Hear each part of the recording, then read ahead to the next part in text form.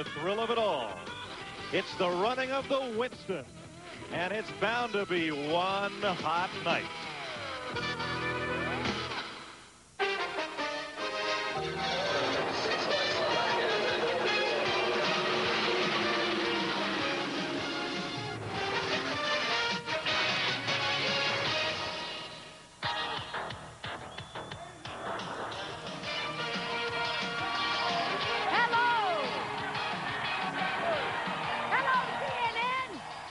Hello, Charlotte! Welcome and good evening. Boy, this is a much-anticipated event, probably the most of the whole circuit of NASCAR driving. We are here tonight for one hot night. It's the Winston live on TNN. With me tonight, country music star and, of course, racing enthusiast, T.T. Shepard. Katie, it's good to be here on such an historic night. Matter of fact, the first night ever under the lights here at Charlotte. Not only a $1.7 million lighting system at this 1.5 track, but we have a little help from the natural light tonight, a full moon, so which means anything can happen. Anything can happen tonight. We have the full moon. We got a fantastic fireworks display for you tonight, plus many, many big surprises. Now, TG and I, we thought we'd give our TNN viewers a feel of what it would be like to be at such an awesome thing as tonight, a big race at Charlotte Motor Speedway. So what we're going to do, we're going to roam around the grandstands, take a look at the Speedway Club, see what we can do, and just give you the feel of what it would like to be here. And if you aren't a race fan yet, in the next 4 hours, I promise you, at the end of that time, you will be a fan. So we welcome all of you at home with us here, all of you at Charlotte.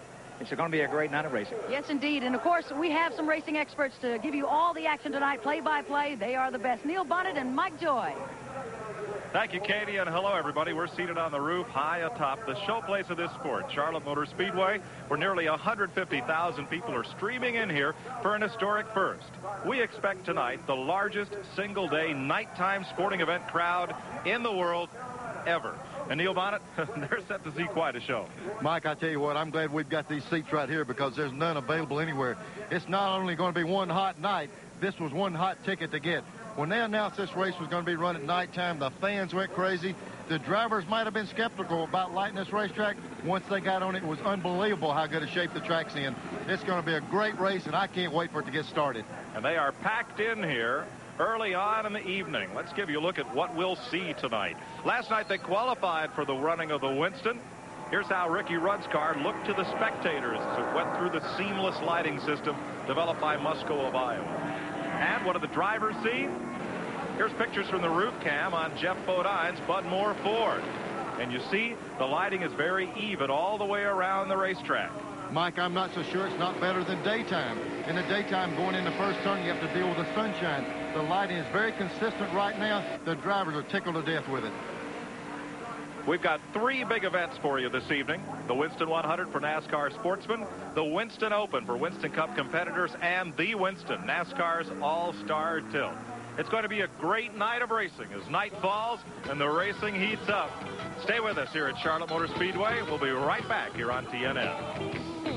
Of NASCAR's All-Star Race, the Winston, is brought to you by Haviland Formula 3 Motor Oil. Add more life to your car. By Miller Genuine Draft, cold filtered for real draft taste, so get out of the old, get into the cold. By Goodyear, the unanimous choice of every NASCAR Winston Cup team. And by Fram Oil Filters. Fram, you can pay a little now or a lot later. The shadow's getting long over Charlotte Motor Speedway as one hot night gets underway. Usually Neil and I are joined topside here by Buddy Baker, and Buddy is with us tonight, but he's in a very special role. He'll be Stock Car Racing's first green flag in-car commentator during the running of the Winston Open a little later on. But first, Neil, NASCAR's new Igloo Sportsman Challenge Series. These are drivers that come off the Winston Racing Series short tracks and aspire to a career on the super speedways. And in this event tonight, our prelim, they'll get some valuable super speedway experience and exposure. Mike, this is a perfect opportunity for these guys that run short tracks all over the country, Thursday, Friday, Saturday night. Most of these guys are winners at home at their local tracks. Now they can showcase their talent on a great big racetrack like this. It's a perfect opportunity for them to get in front of a big crowd and show people what they can do. Most of these cars are former Winston Cup or Busch Grand National Series cars. You see, they weigh the same, the wheelbase are similar, and so are the engine size. But they have about half the horsepower due to their 2-barrel carburetors, and they run around here about 25 miles per hour slower. Well, 25 miles an hour slow is slow, but not compared to what these guys are used to. Here's some racing last night. They've got their hands full. These 5 cars were running for the lead in the last chance qualifying race, and as you can see here, things came a little undone. And of these 5 drivers, 3 failed to make the field. However, there are 30 starting ahead of them that qualified in time trials. Let's meet the man on the pole down to pit road, and here's Glenn Jarrett. Well, thanks, Mike. And Robbie Faggart has put his Chevrolet Monte Carlo on the pole. He's no stranger to this position. He's won 2 poles in the past. He is also a 2-time winner in this series here at Charlotte. Robbie, looking for number 3 tonight. Can you do it? Thank you very much. Yeah, I think we can do it tonight.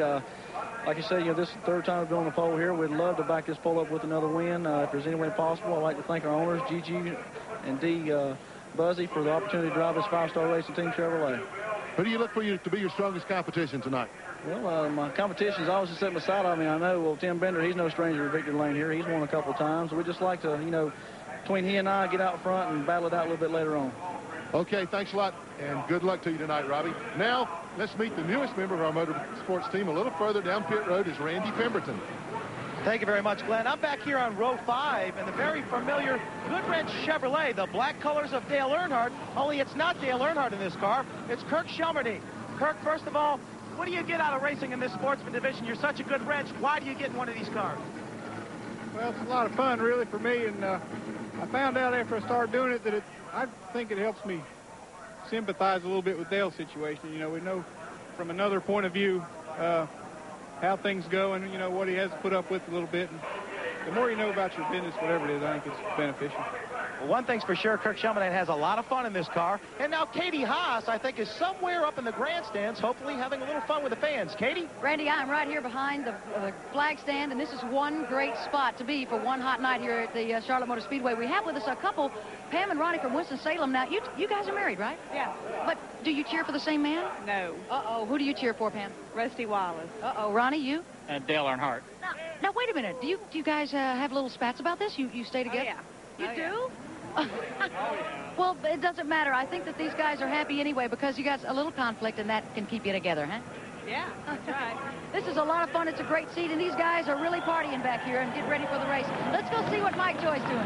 I don't know, Katie. I'll bet they have some long, quiet rides home after some of these races. They have fired the engines for the Winston 100 for NASCAR Sportsman cars. We'll be back to bring you all the action as One Hot Night continues after this. And gets a souvenir. They are packed in at Charlotte Motor Speedway. The grandstand is packed. Look at the infield is full. And the Igloo Sportsman Challenge division is ready to roll here in the Winston 100. Let's look at the starting lineup. You've met Robbie Faggart, who starts on the pole. He's driving a Chevrolet. World Snowmobile champion Tim Bender is on the outside pole. He's in a Chevy as well. One of our in-car cameras rolls with Dennis Setzer out of Newton, North Carolina. There's T.W. Taylor. And Mark Cox has our other in-car camera starting from 5th position. Peter Gibbons next to him from Canada. A couple of Statesville drivers fill the 4th row there. And there's Kirk Shelmerdine in row 5 with Bertie Query. Looking back, most of these drivers are from the Carolinas. Grew up, studied on the short tracks here. You also from Georgia, Florida, Tennessee, and Virginia. Each one of these aspires to a Winston Cup driving career. And Neil Bonnet is a former short track racer in Birmingham. Before you got the big break, you got to know what these fellas feel like. Mike, I tell you, they got a lot on the line right here. People say, well, boy, it sure is tough for a guy to come to a big racetrack like this and race, but it's kind of like going to war. You can train them, and you finally got to turn them loose and put them out here in the heat of battle, and the guys really do well. It's a tough racetrack, and they've got to learn what they're doing in a hurry. They've run 5 events at this distance here. Robert Huffman, Dennis Setzer, Kirk Shelmerdine, and Lee Tissot have started all 5. Huffman, who is not in tonight's event, leads all drivers with 3 wins. Former pole winners include Huffman, Cox, Scott Jackiman, Dennis Setzer, and T.W. Taylor. That is Dennis Setzer. Hard-driving young fella out of Hickory, North Carolina. And he's had some success in this division. He's the defending champion of the Duron Paints, or defending pollster to the Duron Paints car. And here's Mark Cox coming up. There's a look from his Bojangles car. Mark has also had a lot of success on this series, which is fairly new. It runs here at Charlotte. It's going to run some races up at Pocono International Raceway this year, and some short track events as well. Mike, one of the keys to watch for in this division for the fans is these little 2-barrel carburetors. They got to keep them wound up. They got to stay in the gas all the time. Get them slowed down. It's hard to get them going again. Pace car is in. Robbie Faggart of Concord brings them down for the start. And we're under green for 67 laps, 100 miles. Faggart on the brake, and Setzer moving up. That's the red and white Ford, and an engine has grenaded going off into turn number 1. We hold under green. A lot of mosquito repellent going down at turn 1. He pulled off the track, Mike, down in turn 1. It might not be a problem. They'll have to evaluate when the cars come back around if there's anything on the track or not. That may be Sherry Minner in car number 61, the only female driver in the field out of Charlotte. There's Setzer in number 4 making a bid as they come around, and it looks like we'll stay green. No caution as Minner drops her car down to the track apron.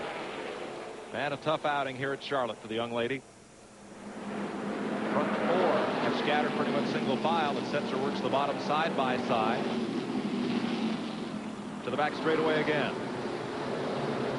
Mike, these cars run like the old Winston Cup cars used to do. The key here is drafting. In some of the Winston Cup races nowadays, the draft is not as critical, but with these particular cars, you'll see a lot of cars pulling by at the end of the straightaway, just as we see this passing going on here. You'll note the back ends of these cars. Now, current Winston Cup cars, the back ends and taillight areas are rounded to help improve the airflow behind the car. But these older Monte Carlo and LeSabre bodies are squared off at the back. So these cars seem to be real easy to draft off of. Mike, if people, the fans would think back 3 or 4 years ago how close the drafting was, how critical that was in racing, these are the very cars that were such good in competition, that were so closely matched. These guys have got cars that really feel good under them, and they get feeling pretty cocky at times. And as we said, those big cars with their squared off back ends are real easy to draft off of. And here, drafting up on Mark Cox. Moving well as they cross the start-finish line and complete 3 laps. Boy, that's a shot. You look there and you see the people in the grandstand. I promise you, this is the biggest crowd this bunch has ever raced in front of. And all week long, they've been striving to get the car ready for this one night. Pit stop for Dave Jones as Sherry Minner's car is put back behind the wall with engine trouble. Up at the banking of turn 3. You see the lights are on. They are at the top of the screen. And a little loose there, right behind Mark Cox. Driver hauls it back in. Looked like he might have been smoking that right front tire. He's really cranking on the steering wheel, and there's a lot of smoke blowing off the right front tire. But that will not be a problem. With these Sportsman cars, they get them to use an older, harder compound tire. They got a hard enough tire where it won't even enter into the picture of having a tire problem. Cox trailing T.W. Taylor as we watch the front 4. Robbie Faggart, the pole sitter, has led each of the 4 laps completed so far. Incident-free in the first 4 of 67 laps here tonight. I tell you what, this type of racing right here, every time we've seen one of these races, it takes about 8 or 10 laps for them to get sorted out, and then we've seen them just racing in a covey, about 6 or 7 cars at a time. Won't take long, they'll get it grouped up and they'll be able to race like that. The car we saw from the in-car smoking his tires was T.W. Taylor, and he has brought his car to pit road. Now, second place runner right now is Tim Bender. He's the World Snowmobile Championship in several classes. He's won it. He's a Yamaha factory racer. I thought my eyes were deceiving me when I saw his truck roll in. It said Yamaha Snowmobile Racing Team. I thought I was about 50 degrees and 2 months away from where I needed to be. I got a feeling they left their coats in when they rolled into Charlotte. Let's hope so. He won the Wisconsin 150 here at Charlotte and runs in that white-orange numeral 76 car, running in second spot. Mike, when we talked to the pole setter before the race, you heard him say, me and this guy on the outside, the guy got a race, we're going to try to get away, almost like it was a game plan for them to try to work away from the field, and they seem pretty content to run straight in line right now and get away from the field. Faggart and Bender, the front 2. Peter Gibbons is running in 3rd. Gibbons has come up from 6th starting spot. He's the Canadian driver in the field from Stouffville, Ontario. And with them is Mark Cox from Yadkinville, North Carolina. In the yellow car, Mark got his start in this business driving cars, but not like this. He drove the Winston show car on and off its trailer for appearances at shopping malls. Worked his way up through the R.J. Reynolds administration system and then said, no, I want to go racing. The bug has bit me. Trouble in turn 4. One car has spun down to the bottom of the racetrack and slides back up. That's Steve Allison out of Broken Arrow, Oklahoma. No incident. He did not contact the wall, but yellow has come out here at lap 8. Allison was added to the field as an alternate starter when Terry Brooks withdrew his car after qualifying in the 32nd position. So first yellow at lap 8 for Steve Allison's spin in turn 4. Mike, while he's sitting on pit road, there's a good example. Look at the lighting hanging over that racetrack for later on.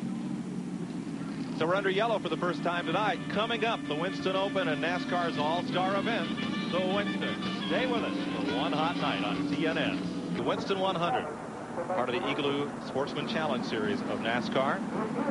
And we're one lap away from going back to green. Robbie Faggart is the race leader and pole sitter, a two-time winner of the Sportsman division here in Charlotte. We're riding along here. One of our in-car cameras, I believe that's Dennis Setzer. There he is.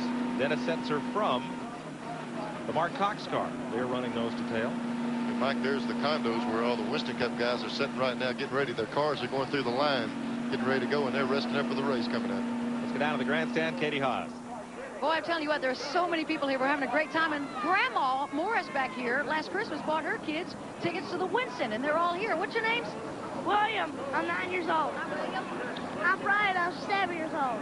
I'm Kevin. I'm 6 years old. He's 6. Well, kids, tell me, what kind of night are you going to have out here at Charlotte Motor Speedway? One hot night! They're good. Hi, I'm Mike, and I'm older. We're getting ready to go back to green. Robbie Faggart going for his 3rd win here at Charlotte. He won in 1990 and 91. Started on the pole. Has led every one of the 11 laps so far. Brief caution flag for a single car spin. And we're back under green. Now, Mike, this looks more like it. This group of cars usually go 3 and 4 abreast on every restart. In a race like that, they'll get it sorted out here in a minute. You're watching for the back bumper of Mark Cox's car at Dennis Setzer from Newton, North Carolina. That's Ned Jarrett country. Who says these guys don't know how to super speedway? They've seen this on TV before. You're supposed to stick your bumper in the camera. This guy's got it figured out pretty well. Setzer has won here before. He is quite a talent and a name I think you'll hear more of. Car moving around a little bit in the middle of the corner with him. And back they come. Battle at ninth spot. That familiar looking number 3 has Earnhardt's race day crew chief Kurt Shelmerdine aboard. Has Earnhardt on the radio flying remote control, so we're going to stand back. William Hopgood is in the 16 car running Shelmerdine side by side. Good racing. Kurt competed in one Winston Cup event back to Texas World Speedway in 1981. And he won last year's Sportsman event here in October. Mike, he told Dale it felt like once he started driving this race car, it let him relate more what Dale felt in the car. Hey, the sway bar does this, a shock does that, or a spring in a certain area. So he feels like this is a good training area for him to drive that car and be able to relate to his driver better. Boy, I agree, Neil, 100%. But trouble in 4. One car is spun again. Single car spin. 4 cars take avoidance, and everybody gets by. Bring out the second caution of tonight's event. That's car 02. That'll be Fred Yelenick out of Beaufort, South Carolina. The Smith's Paint and Body Shop Chevrolet. Won't have to go back there, at least not as a result of this spin. Yeah, thank goodness he didn't need a little body work. When you spin it up in 4, if you can drive it away in one piece, that's a pretty good accomplishment. And he spun and didn't get into anything. Caution at lap 13. Talking about Shelmerdine, I promise you, you get a guy in a race car, it's almost impossible to get him back out. Yeah, I'm not so sure Richard Childers or Dale thinks that's the best thing for their guy to be doing on a night that they've got to race after this following event. But it also is an asset to their whole race team for him to do that. Neil, what happens to cause this usually? When a guy spins like this? Yeah. These cars here, like I said earlier, they have a little bit harder tire than you would normally run at Charlotte. It's an old obsolete tire purposely for these teams to where they don't have to buy several sets of tires. It's a little bit harder, and in turn, it's harder to hook up the racetrack. Okay. So we're under the second caution. It'll be a brief one. While we're under yellow and the sun gets a little lower in the sky, let's take this time out from Charlotte Motor Speedway. See, right through this there. See, Kirk move to the outside as they come through the tri-oval. If you can move out there, you actually pinch the inside car down and kind of bind him up in the corner. He didn't. That pass was set up in the middle of the back straight on the front straightaway, and he was able to pass him and coming off the second turn because of the momentum he had built up. Kirk's really using his head right now. But now while these 4 Chevys battle, the Ford of Dennis Setzer has caught the 3 leaders and run off from this group. There's the front pack. Robbie Faggart up front, Tim Bender in second. There's Peter Gibbons in third, and there's Setzer, top of your screen. We've got our viewer phone in operating tonight. It's a toll-free call if you have questions about the Winston, about your favorite driver, about the Sportsman division, or anything about tonight's event. You can call in toll-free. We'll try to get as many questions on the air and get answers for you as we can tonight. Mike, when we just before we started talking, before they got 3 breasts a while ago, when Glenn said that Setzer had a push problem, that's the kind of problem you want. You don't want to lose condition because it gets worse.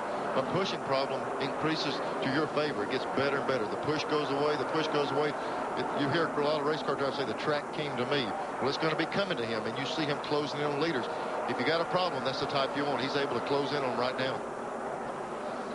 Those leaders are bunching. 3 Chevrolets and a Ford. Back behind them, that torrid battle for 5th spot continues to rage. Lee Tissett at the front of the pack, or rather Robbie Faggart at the front of the pack, driving 89, the 5th leading all-time money winner in this division. It's only a couple of years old. He's taken $10,000 out of this place.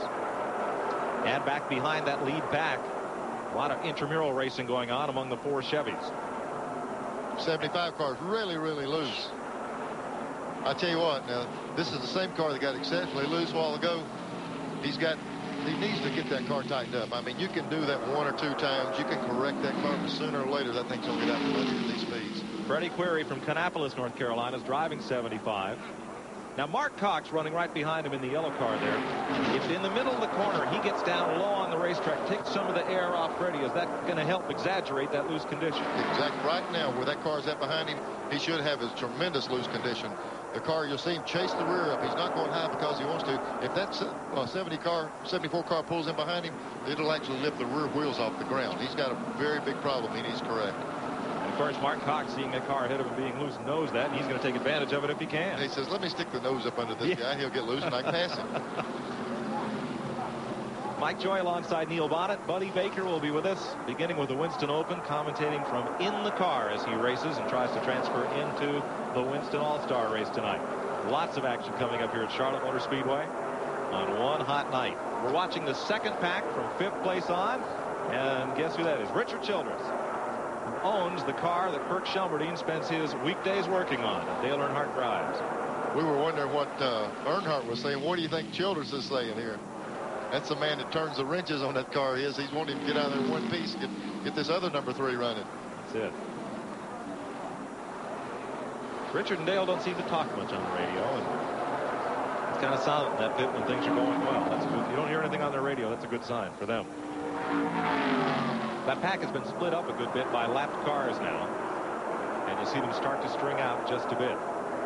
Mike, if everybody wonders, we're sitting there talking about the Winston coming up later, and you say, well, there's Childress on top of the truck. As I look out through the infield here, all of the Winston Cup cars are lined up. They got car covers over them. They're ready to go racing. They're just waiting for their chance to go, and Childress is kind of enjoying this. They're waiting for the sun to go down and the moon to come up. Trouble on the 31 car coming to pit road. Tough break for Ronnie Sewell. He was running in the 5th position when he came to trouble, looking for his pit space. And the crew's coming over the wall with tires for him. They'll put right sides on it. Let's go back up front. Coming around to complete lap 29. Front 4. You need to still. By Robbie Faggart, the pole sitter. Tim Bender, Peter Gibbons, and Dennis Setzer up in that front 4 pack. Kirk Shelmerdine, meanwhile, has moved to 5th place. He's having quite an outing here. But this pack right here, now, Tim Bender has not made a challenge on Faggart all night. It's as if he is hoping that those 2 cars can break away, but it's not easy. No, Mike, but you could almost sense that on the top of the show when he said that they were going to try to work together and see if they could get away. I'm not so sure they're content to run in line and at the end of the race try to settle it between themselves, but these other guys are closing in on them. There's your 1-2 battle. And back behind this front 4, Shelmerdine and Freddie Query have really been battling. Coming out of turn number 4, Query's been underneath Shelmerdine every lap. I'll tell you what, that 75 car, that guy's been doing one heck of a job driving this thing. Watch him get down in the corner. Every time he's made this move before, the back end's been breaking loose on him. Here it comes again. See the rear break out, and it broke out to the left, and he whipped down below the line. The car is so loose he can't hardly hold it on the inside. He's got his hands full right now. But he's coming. Freddie Query in 75, former dirt track champ. champion of Metrolina Speedway near here. He's using those dirt tracking skills tonight. What happens with a car like this, Mike, when it's in that loose condition, it's real responsive, you know yourself, to the throttle. It's not bound up. The thing will jump around and run, it'll accelerate, it flies through the corner real fast, but it also will get out from under you if you're not careful. He's doing a good job of holding the car. Shelmerdine and Query racing now for 5th place. Robbie Faggert's led every lap. Tim Bender's been right on his tail. Peter Gibbons, Dennis Setzer's worked his way up to 4th. Then Shelmerdine and Query, Mark Cox is 7th, Tim Hepler and Marty Ward are the top 9. Skip Pope is the 10th place car. There's Setzer trying to move up on Gibbons. Looks like it's coming to him a little bit, Mike. You know, the car seems to be getting better as he goes along. 32 of 67 laps complete. This predominantly Chevrolet field has one Ford playing the spoiler right here out of turn 4. This is just the opposite of what the 75 has experienced. He's real tight. You saw him turn the car down the inside. The car in a good straight line. When that car is in that condition, he should be able to drive right on under him on the inside without the back end trying to get out from him. There he goes. The car feels good to him, but that momentum on the outside. The 4 car is not moving around as much as the 75. He's a lot tighter. It's a lot easier to drive like that, but he still couldn't make the pass. 33 laps complete. This battle for 3rd. Peter Gibbons and Dennis Setzer. Up front, it's Robbie Faggart and Tim Bender. Let's go to pit lane. Randy Pemberton. Well, actually, guys, I'm back here in the Winston Cup garage area. We're just shy of 2 hours away from the Winston. This is a Haviland Star 4 Thunderbird that Davey Allison will be driving in the Winston. It doesn't look very ready. No tires on, lug nuts hanging around. Look at what these guys go through to get this car ready. There's 3 sheets of paper with at least 100 checklist items on there to make sure this car is ready to go out there. And maybe that's one of the reasons that Davey Allison won the pole, and he's the favorite to win the Winston. We are halfway in the Winston 100 for Sportsman cars. We'll be right back. TNN Motorsports exclusive live coverage of the Winston is being brought to you by Napa, because there are no unimportant parts. We're under caution for the 3rd time tonight. Up against the wall, Tim Hepler out of Statesville, North Carolina, the Galaxy Food Centers Chevrolet. And here's how it happened. Mike, we saw this happening going to first turn. There he is up the middle 2. He just simply lost the car. The back end came around. He was behind about 4 cars. Here's the worst thing that can happen. The car goes sailing up the racetrack, and he's going to turn around and just get in the wall. Not all that hard, but here's the key. Keep the car on the wall. See him cranking the wheels back around to the right.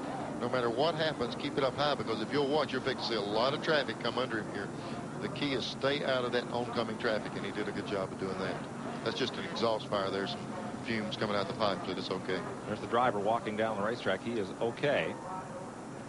And will be set to go back to green here in a matter of a couple of laps. This race is 100 miles, Glenn Jarrett, and have you checked along pit road? Will these drivers have to pit?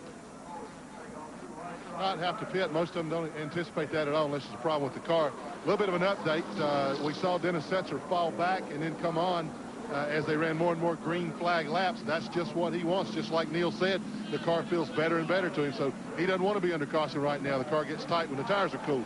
I checked down in Tim Bender's pits to see if they were indeed just holding back, trying to save the car. Crew chief said, no, said we're giving it all we got right now. We're just hanging on. So looks like Faggert's got him covered right now. He's not having any problems at all. You see it starting to get a little dim here at Charlotte Motor Speedway. There's the sun just kind of peeking through, and I'm looking for the moon. Katie, you found it? Well, maybe not the moon just yet, but we have got a lot of fans out here. They're in some really fine seats up here. You can see every corner of the racetrack, so they're really pumped up. I found a man here. He's Mark from Kannapolis, North Carolina. And Mark, how many Winstons have you been to? Everyone except Atlanta. Is that right? Then you have some memorable moments from the Winston. Tell us about the most memorable one for you. 1987, when Earnhardt showed Elliott how it was done. Did he, though? He did. Must be the year he did the little grass joke there. Exactly right. A lot of people call it the pass in the grass, but a lot of people also say that Elliott forced him down there. Which one do you think? I think he forced him down there. I had a feeling. Well, Mark, what do you think the outcome of this Winston will be? Of course. There's Dale your Earnhardt. answer. There's your answer. One thing about race fans, they've all got a logo on their shirt and on their cap and on their cooler, and they've all got an opinion. That's why they're here. Although this division is expected to produce some great stars of NASCAR racing, it has also seen its tumult and it's tragedy. Such was the case last night in the last chance qualifying race for this event. Number 60 is Gary Everett. He is battling William Metzger of Deer Park, New York for the lead. The car gets a bit loose on Everett and then comes around. Behind him, drivers take evasive action. In one of the strangest accidents we've ever witnessed, Neil Cannell gets up and into Gary Batson, whose car rides along the top of the wall. And fuel spilling from the cars ignited. Cannell was able to scramble out of his car and away to safety. Sadly, 40-year-old Gary Batson, the driver of car number 96, was badly burned, transported to Chapel Hill, North Carolina, and succumbed to injuries from those burns this morning. Our sympathies are with his family and with the sport.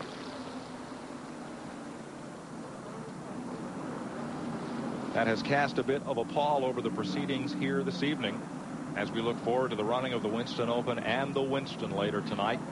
This series, once it finishes here this week, they have 3 events here at Charlotte Motor Speedway, and then they move on to Pocono, Pennsylvania. There's the car that brought out this caution flag. Car number 93 being hauled in. That's Tim Hepler from Statesville. And let's see. Yes, we will. Look for green flag next time by. From the flag stand, 40 of 67 laps have been completed. And up front, it's Robbie Faggart, the pole sitter. Tim Bender from upstate New York. The snowmobile champ from Colden, New York. Runs in the second spot, Dennis Setzer from Newton, North Carolina. Third and fourth, Peter Gibbons out of Stoutville, Ontario, Canada, as we get set to go back to green next time. Let's have a look at how they're running in this Napa Field standing update as we get set to go back to green. Neil, do you run the second half of this race any differently than you do the first? I don't think these guys have any choice. I think with these little carburetors and the competition they have, they're pretty well flat out all the time. They might have worked traffic together. They might have not diced it up as much, but I don't think they have much left. I think maybe when it gets right down the end, you'll see a little more competition of swapping the lead around, but I don't think they got much left. They were pretty well running flat out. One thing that has changed is the third, fourth, and fifth place cars have now been brought up into line with the 2 leaders. And that'll make it more difficult for Faggart and Bender to break away. We're back under green, 41 of 67 laps completed. Coming up, the Winston Open and NASCAR's all-star event, the Winston. Challenge for the lead, down in 1. Bender makes his move. Setzer comes up the high side. And now Setzer, is he hung out up there? No, I tell you what, he got such a good run off the corner. There's a car just ricocheted off the wall coming off turn 2 over there. Got shoved up in the loose stuff right where that accident was. Just barely kissed the wall. Might have been Danny Sykes. Back there about 9th place. Looks like Setzer made the pass, but here they come back on the inside of him. And Bender is stuck on the bottom. Tim Bender running low. He can't lean low on the side of that Chevrolet like he does off his Yamaha snowmobile. Former race winner here, now running third in the white car, down low. That's Gibbons up high in the blue car with him. Now Cox drops low, and Shelmerdine is there. Kirk seems to really have his car working high on the racetrack. You see him really get a run off that corner. He really turns the car loose off the corner and makes a strong run. Watching for Mark Cox's Chevrolet, the Bojangles car, at Kirk Shelmerdine, dipping low here in the quad oval of the front straightaway. Shelmerdine in car 3 started 8 of these races, has 1 win and a runner-up finish, 3 other top 10s. Now Bender back in front of Setzer in the 4 car and Gibbons. And here's Shelmerdine scooting right past the bunch of them. Mike, we were talking about this. I'm not so sure of the help that they don't have from Childress. You see a lot of these guys in a loose condition. We heard Setzer complaining about being tight. I promise you, they made sure that 3 car was tight before the race started because they knew the race would come to him a little bit. So he's in a car that was very well set up before the race, and he's making a move. Here's Cox on the inside. Now Shelmerdine is right next to him on his right. There's the 3 car. Gibbons is the blue car behind him. And then the 75 of Freddie Query. Good 4-car battle. Randy? Well, I'm down here in the Kirk Shelmerdine's pits, and these guys are kind of laughing a little bit. Kirk came over the radio and said, well, it's a little loose when I get around other cars. Now, Dale Earnhardt, listening on the radio back in the garage here, he said, well, then drive off and leave him. So that's the philosophy from Dale Earnhardt. Well, he can do it. And maybe Kirk can. He's got away from this pack just a bit as now Cox battles Gibbons side by side. Maybe Childress has said that to Earnhardt a time or two, to drive off and leave him, and he's giving Kirk the same idea. But that's, I mean, you joke about it, but that's exactly what happens. If he can get away from him, his car is okay. When you get around another car, it takes air off your own car and it starts moving around a little bit. The key is once you clear him, drive on off, but that's not easy to do. And the only way to describe that for folks, if you're driving on the highway and suddenly you pull in on a superhighway behind a tractor trailer, you got your window open, you feel all the wind buffeting. Well, that's what's going on with these cars, but at 3 times the speed. Back to the line, 46 of 67 laps. Robbie Faggart now has Dennis Setzer in the Ford trying to run him down. And he might have the car that's capable of doing that. He's worked from about 5th or 6th position back and coming on up on him. Here's Freddie Query in the white car. He's been running that car loose all night, and he's got it underneath Gibbons, and he's going for the spot. That battle is for 5th place. Right here is where he should have a problem with a car on the outside of him. When a guy gets outside of you, he takes air off that rear spoiler. But he's going on. I'm telling you, the guy's doing a good job driving the car in that loose of condition. 20 laps to go. And Shelmerdine makes his move for 3rd. Here's Mark Cox chasing Peter Gibbons. There's that battle up ahead, just ahead of the blue car of Gibbons. 2 cars up. They are side by side. You see it as Mark Cox sees it, as they go side by side for 3rd. There's one of the condominiums in turn 1 down at Charlotte Motor Speedway, and up on top of that is the Amigo Dome, where Felix Sabat, car owner, and Kyle Petty, his Winston Cup driver, are hanging out and watching the Winston 100. Trouble. Turn 4, it's Shelmerdine. He and Tim Bender have crashed at turn 4, and 3 more cars crashed behind them trying to take evasive action. Mike, we just saw him running side by side. We were talking about a good packed group of cars, and he said his car was, giving him a little bit of problem in traffic. And we didn't see it come into the corner, but they were side by side coming off too, and the problem was down in 3rd turn. Shelmerdine's able to drive away. Also involved the 06 car of Steve Knight, car number 1, David Smith. And we're under caution again. 4th one of the night. We'll be right back. Motor Speedway, Robbie Faggart has led every one of the 50 laps so far. Dennis Setzer has worked his Ford up into the 2nd spot. Freddie Query has dirt tracked his way to 3rd. Peter Gibbons is 4th, and Skip Pope now moves up to the 5th spot. After this 4th caution of the night, there's one of the cars involved in it, Kirk Shelmerdine, Dale Earnhardt's crew chief. And there's Tim Bender's car as well. Black flag for Shelmerdine for going a little fast down pit road, the speed limit in effect. And they're trying to get Bender's car in the garage area, but they won't make that left turn until Shelmerdine is able to pull away here. We'll have another look. We'll have a look here at what happened up in turn number 4 among this battle of cars that were working on 3rd position on back. Service work continues. I don't know. They had a lot of... Here we go. This was the cars that were racing side by side. It looked like he got a 76 car, got a little shot from the rear from the 75, and in turn they got into Kirk, and then they're going around. They probably got stacked up a little bit, 2 of them side by side, and the car behind came in and gave him just a little bit of a nudge, and Kirk got penalized for coming down pit road. I'm not sure he planned it. No, at least not from that angle. Here's another look. And this was after they had already made contact. One car sliding the inside. He really nails that inside wall. We'll see the front end flying off the car. That's Bender. That's Tim Bender. I wonder just how much Kirk's car was upset, either upset by the air or was he actually struck? It was hard to tell.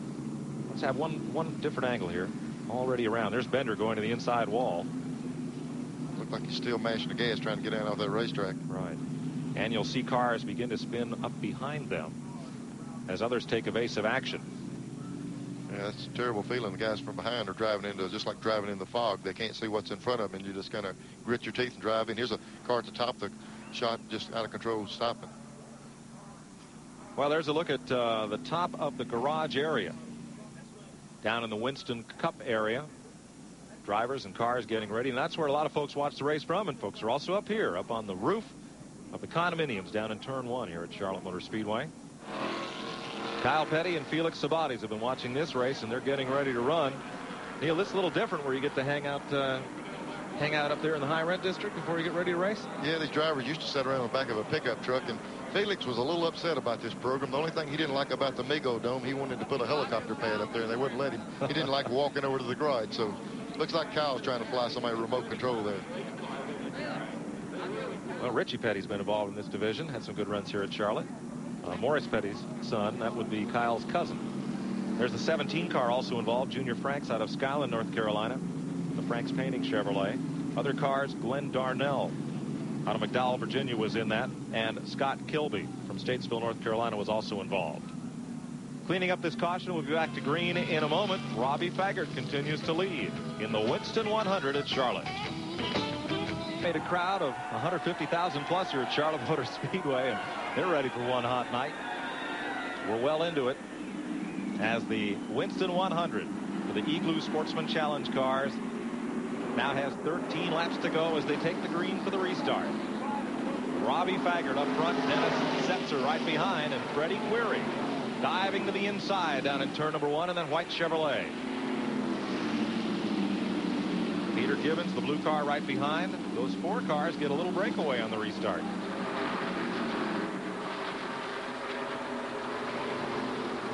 Back straightaway. Boy, they shuffle right in the middle of that pack. The cars on the bottom are moving up just behind these leaders. Mike, it looks like Setzer's car just gets better and better as the race goes up. You know, we were talking earlier, we thought it would come to him, and it sure looks like it has. Car number 66 moving up right in the thick of things, Jerry Knowles.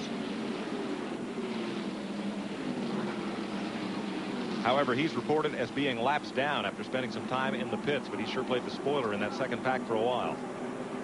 So now Setzer appears to be doing just what Tim Bender did in the early going, just kind of hanging tight right with the race leader and trying to get away. And you'll see here they're doing a little better job of it. There's the third place car, Freddie Query, a little further back, but gaining. That's Dennis Setzer. Mike, racing the leader. We just got a message. Tim Bender is okay in that accident. They just called us, said he's doing fine. Good news. There's Freddie Query. He has caught Setzer and is going for the pass in the backstretch. I tell you what, his car really, when you've got a car that's a little loose in the corner, it really makes a run through there. And he's able to really jump up on the guys off the corner. This right here is where, I mean, he's doing an excellent job. I can't emphasize that point enough. When you got a car that's that loose, when you drive under somebody, you got your hands full, and he's really been holding on to the car. 10 laps to go. But that battling for second spot has allowed Faggart to run off. 146 miles an hour last lap. The yellow car there is Mark Cox. The blue car, Peter Gibbons. Still looking for a piece of this. Not only is it letting the leader run away, these other group is gaining on them too. They're catching them. 9 laps to go this time by. Good battle behind the 3 leaders, and we'll be back to rejoin it after those in the country, and all the short track experience can't teach you one thing: what to do at super speedway speeds when things go wrong. This is a 6-car pileup on the back straightaway that started actually about 20 cars ahead of where it finally happened. A couple of guys up front got together and almost wrecked, just barely avoided wrecking, and then they started stacking it behind them. As you can see right here, it was just a chain reaction. Boy, they tore up about 6 or 7 cars. Curtis Miller is in it. Sherry Minter is in it. There's the start of it coming off turn number 2. 62 whacks the wall. That's Larry Caudle, former standout in the Dash Series. There's 16, William Hobgood, going around. And this could have been a fairly simple and easy 2-car crash. But it's not over. They're still coming. The cars are still streaming down the back straightaway at speed. Caudle comes to a halt. Boy, 2 cars cannot avoid it.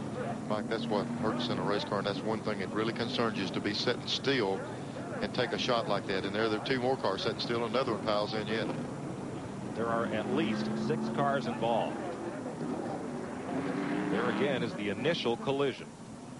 And involved William Hobgood, 60, and 62, Larry Caudle.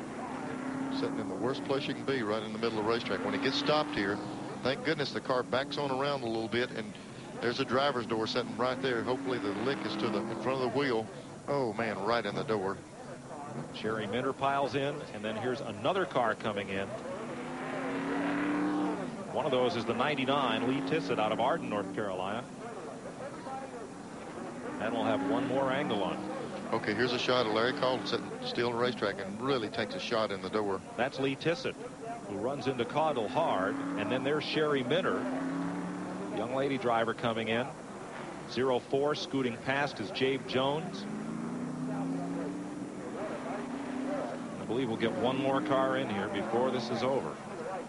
Yellow car. Yep, here they come. I think that's Curtis Miller, number 10. Mike, even as we watch this, the start of this wreck happened a good bit before that. There was 3 cars that wrecked prior to that, and then this chain reaction happened. And there's a look at the cleanup activities. We'll get a report from out on the scene there just as quickly as we can. And we were remarking as we went to break, T.G. Shepard, up here seems like a lot better place to be than down there. I think it's a little safer and it's a little cooler up here. Of course, it's starting to cool off outside, but I wanted to come up. There's so much horsepower on the racetrack. I wanted to come up and visit with the manpower of calling the show up here in the booth. Well, there's no food here and there's no pretty girls. So, but if you find some, come on back. I think Kyle Petty is over there where all the food is. We'll check with you in a bit. Now let's go down to Glen Jarrett. Well, guys, living proof that Tim Bender did indeed get out of that thing okay. He's standing right here. Tim, we're going to be showing what happened out there, but we're seeing it. You tell us what you felt. Well, we were going through turn 3 and 4, and everything was fine. Kurt Shelmerdine and I were side by side, and the 75 car ran into the back of me and turned me sideways, and then I caught the right rear corner of Kirk, and we both got taken out. Damaged the car pretty bad. Looked like your car might have been a little tight, reason you couldn't make a better run at Robbie Faggart. Yeah, we were getting tighter as the night warmed. As the sun went down and the air got cooler, we were getting tighter, and it was hard for me to keep up with Rob. He's got a good running car, but we were hoping to have a good top 3 finish for the Habit Steel Chevrolet, but didn't work out that way. Well, better luck next time. Guys, one thing he asked me when he came over, he said, who is driving that 75 car? He just wanted to know. Now let's go back on pit road to Randy Pemberton. Well, I'm standing by with Frank Rabin, the car owner of the car number 16, William Hopgood's car. First of all, William, we're taking a look at that wreck. What did he say? Well, he said there was a few cars got into it, and he had to go to the high side of the wall. He got into the side of the wall, and the car flipped him, so we got a pretty much tore up car right now. Is he okay? Yeah, he's doing real good. What does that do financially to a car owner when you have to come and tear up a race car like this? Well, we're a low-key, low-operated, cheap budget type racing, and we come out to try to better ourselves in the racing, learn a little bit more about the racing, possibly one day get up a little bigger into the cup. Okay, that's it from down here. That last replay that we just saw was not the crash, Neil. That was the prelude to the crash, the prequel or whatever. Mike, that's what we're talking about. That's what really caught our attention is we just saw the action on the track, and it was about 3 car lengths in front of the major wreck. They were battling up toward the front of the pack when this was triggered, and it was the reaction of drivers behind that happened. They're coming out of the corner. And this is way up near the front of the pack. This is about 3 or 4 cars in front of the wreck. Okay, the car bounced off the wall. They got together. Watch this 15 car. Believe it or not, he corrects this race car. He gets back in line, but the chain reaction started behind him. That initial movement caused the other people to lift behind him, and you can see behind it just turmoil. The car's going, and here's what's left, an instant junkyard. Cars being hauled back to the garage area. We see 46 being dragged in. Bubba Urban out of Richmond, Virginia, as cleanup continues. 61 of 67 laps complete. The Winston Open, our in-car commentator, coming up next. And Motorsports live coverage of the Winston is being brought to you by Ektar Film from Kodak. For advanced photographers, the genius is in the details. We are back. I am sitting here in the, what I guess you call the cheap seats, up here in the grandstand, live from Charlotte Motor Speedway, actually in the aisle. And we were waiting for the exciting conclusion of the Sportsman race. Mike Joy has all the details of just went down. Well, Katie, I'm trying to figure out which wrecker is leading at this point. They've got about 5 of them hauling these cars in after a tumultuous pileup on the back straightaway. Looks like about 7 cars being hauled in on the hook in one form or another, or flatbedded back to the Sportsman garage area. These drivers still have a couple of races here to run this week, and hopefully they'll have enough for full fields. A lot of work to do. For example, on that car, one of the standouts of last night's qualifying race, Curtis Miller. There's the remains of the 16 car, William Hopgood. We heard from his car owner a minute ago. There's the 99 of Lee Tissett, one of the more experienced drivers in this Sportsman field, being yanked in. Sherry Miller had engine problems at the start of the race and went back out, sadly, with this result. And there are still 2 cars yet to be hauled in. One is on the wrecker. They're coming out of turn number 4. That's the 16 car of Hopgood. And Larry Caudle's car remains on the backstretch. They're hooking up to it now. There's remains of Caudle's car. Pace car still bringing the field around here at fairly slow speed.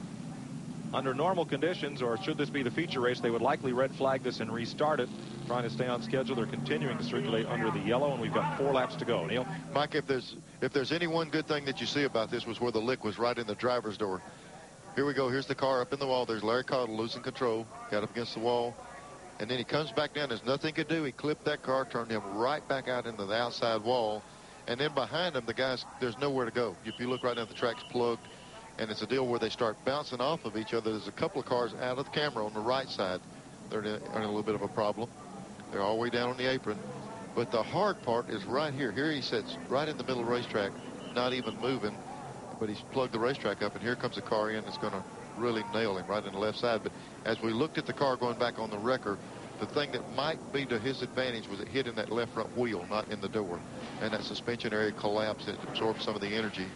And even after this, here comes another car in, going to pile into him again. So took 3 real hard licks. We'll point out that not all of these drivers have spotters up on top of the speedway in radio contact with their drivers.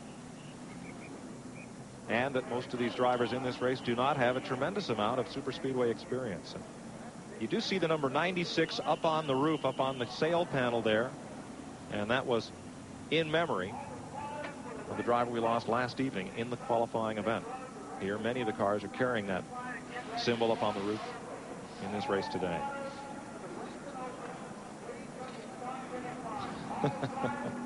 Overlooking, casting a little shade on the backstretch grandstand. A lot of inflatables here at the Speedway, representing various causes and sponsors. 65 will come up on the board this time, and unless they give them 1 to go, this event may end under the caution flag. 64. Make that, 3 laps to go. So if they get cleaned up, there is a possibility of a green checker. Mike, they're working real hard on the back straightaway, blowing the oil dry off, and if they can get that cleaned up, they'll go with it. And it'll be a 1-lap shootout. More short track than super speedway skills will come into play there. I promise you, the guys that are in the garage area waiting on the Winston to start, the Winston Open to start, they want them to go some green flag racing. With that stuff on the track, they'd like to see these guys run a few laps and make sure they clean that area off for them before they start the Winston Open. So Robbie Faggart, who has led every lap from the pole. As you see now, the effect of the lighting system beginning to play on these cars. As we get a little towards sundown, Dennis Setzer running down on the bottom of the racetrack. And they're still going to blow a little bit more of that speedy dry off here. And see if we can get a 1 to go this time. Following this, the Winston Open, where some of NASCAR's top drivers will attempt to qualify for the All-Star race. The Winston coming up tonight here on NASCAR's country home, the Nashville Network. Boy, excuse me, Mike, took a lot of oil dry back there, and that's what's really delaying this, getting this thing where they can restart the race. Safety car, bring them through there one more time. And we'll look for an indication from the starter stand. Pace speed has been slowed a bit. If they can clean it up, we may have a shot to get back under green here. That's what they're trying to do right now. If they can get enough of that speedy dry down and off the track. The man who has led this entire race, Robbie Faggart, and used all of his strategy and skill to do so, will have a 1-lap shootout against Dennis Setzer and the rest of this field. Now, interesting, Neil. Faggart has been running every one of these caution laps up on the banking. Setzer's been down on the bottom of the racetrack. Yeah, it might be just trying to stay out of some of that trash up there. There's so much stuff on the racetrack. I'm trying to avoid having a flat tire just riding around. Well, the 1 to go sign is on from the flag stand, but the caution flag is not been withdrawn. There's the top 5 after 65 laps. Mike, they look like they might possibly going to let it turn them loose with 1 to go. Yep. And let them make a 1-lap sprint because he indicated 1 lap. It wasn't the white flag. He was indicating 1 lap before green. So if they can get those that equipment off the back straightaway, they might turn them loose for 1 single lap. Well, to do that, Neil, the light would have to go off on the safety car in the back straightaway. I don't know if they do that. There are 2 laps left. 65 laps are complete. White flag next time by. So sweepers working pretty frantically back there, but this race, which started out so promising and had a couple of big bangs, looks like it may end with a whimper here. And in the garage area, the Winston Open cars are getting ready to roll. And there is Buddy Baker, who would normally be sitting up here with us. Right now he's sitting down there waiting to go racing and tell us all about it. In the Winston Open, carrying racing's first ever in-car microphone under green. Now, a lot of the TV networks have talked to drivers under the caution flag. Buddy Baker, who won the Winston Open in 1987. Back when Barney Hall and I anchored the NASCAR radio network, MRN. Tim Richmond once started on the pole in a race and wanted to call the first 2 laps under green. And we were not able to get clearance from NASCAR to do that. But since then, the technology has changed a bit, and since this is a non-points race, folks felt the experiment was worth a try, and Buddy is more than happy to give it a shot. So 1 lap to go, and this must be very frustrating for Dennis Setzer. He's had a good car. He has raced his way up, started 3rd, dropped back a bit, climbed his way up through the top 5 to 2nd spot. And there is Dennis, just kind of idling along in that Ford, and the only thing that separates him from victory lane is the pace car and Robbie Faggart, who's done a great job from the pole to hold all challengers at bay. First Tim Bender and then Dennis Setzer. Yeah, and it looks like it's going to end under the caution. There was just no way they could get the track cleared off. They've got the Winston Open coming after this, and they're going to have to work on the track before we can even go with that. So in the 100-mile record book, Robert Huffman with 3 wins will be joined at the top of that list by Robbie Faggart, who will pick up his 3rd victory. Dennis Setzer, who in the past has started here on the pole, will pick up his 3rd runner-up finish. So a very familiar song to the end of this one as they come off turn 4 behind the Oldsmobile Cutlass Supreme pace car, and they'll come down to the checkered flag. And it'll be Robbie Faggart, Dennis Setzer, Freddie Query, Mark Cox, and Peter Gibbons, the front 5. Checkered flag. Anticlimactic ending to a race that certainly had its exciting moments. And that big 6-car pileup on the back straightaway puts a finale to the Winston Sportsman 100 for this evening. We'll be back to meet the winner and begin the pre-race for the Winston Open and the Winston right after we pause for these messages. The Winston Open is next year at the Charlotte Motor Speedway. The top 2 drivers finishing this event will transfer into NASCAR's All-Star race. We've just concluded the Winston 100 for the Igloo Sportsman Challenge. Robbie Faggart goes to victory lane over Dennis Setzer, a familiar 1-2 finish here at Charlotte. Dirt tracker Freddie Query is 3rd. Mark Cox carried our in-car camera to 4th spot, and Canadian Peter Gibbons earned a fine 5th. Pope, Ward, Keller, Trenum, and Dawkins were the top 10. And Neil, it's kind of a shame that a division that's shown us such real good racing should have to end this race under caution after a big pileup on the backstretch. Mike, I kind of hate to see that. I know the fans would like to see the thing go green. You know, it is a good series, and we see the real good competition. It'd be nice to finish it on the green. Well, let's go to victory lane where it's finished. Glenn Jarrett. Well, Robbie Faggart, you proved to be a man of your word. You told us at the top of the show you were going to try to lead every lap, take that 3rd victory here at Charlotte Speedway, and you did it. Congratulations. Well, thank you very much. It's nice to be here. I'd like to thank Igloo for sponsoring the Sportsman Series. It's a hard day. It's nothing easy. These cars are very equal. We just have to put it out front and hope nobody can get around us. Well, it didn't look like you had too much trouble. The car seemed to work flawlessly during the whole race. Yeah, I think it did. I'd like to thank our team manager, Tommy Johnson, our crew chief, Mike Armstrong. They've really done a great job on the car. I'd like to thank Roberts Racing Engines. Everybody worked real well today. Did you ever at any point think that anybody's going to be able to make a good run at you? It looks like that you were pretty content to let them shoot at you all they could. I thought Tim Bender there was really saving something. I thought he was just falling in behind me to save something for later. But as it turned out, I believe I could work a little better in 3 and 4 than he could as the race went on. Well, we got 2 more of these races coming up this week, and wouldn't surprise me to see this guy back here again. Mike? Well, he knows his way to victory lane, Glenn. Certainly he has been there before. We're awaiting word on the condition of the drivers involved in that incident on the back straightaway, and we'll update you just as soon as we have word from NASCAR on their condition. We are told, and we see that one driver is being transferred to the hospital for treatment, but we'll have to wait to get an update from NASCAR as to who that is. In the meantime, let's go up to a unique spot in all of motor racing, Charlotte Motor Speedway's Speedway Club. T.G. Shepard. Let's see, who was it here that had the BlackBerry and the key lime here? Gainfully employed. Well, as you can see, Mike and Neil, you couldn't make a trip to Charlotte Motor Speedway without coming to the Speedway Club and see the other side of racing. You talk about grandstand and racetrack food, hot dogs and hamburgers. Well, in this particular spot here, it's gourmet dining. Behind me, you've got closed circuit television. You've got a TV at almost every area here to call in and out. This is truly the only way, I guess, to live. I don't know where I went wrong. TG, save me a place. I might just run downstairs real quick in between this race. It really, I remember when they built this place a few years ago, they asked me to become a member, and I kept waiting to get a free one, and I just never got it. It's a great place here.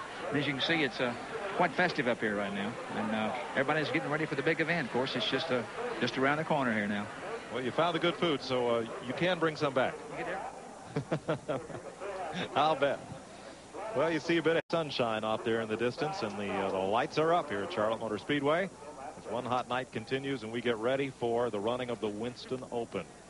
For some of NASCAR's top drivers who were not automatically qualified for the Winston will have a chance to race their way into the starting lineup. We'll be back right after these messages.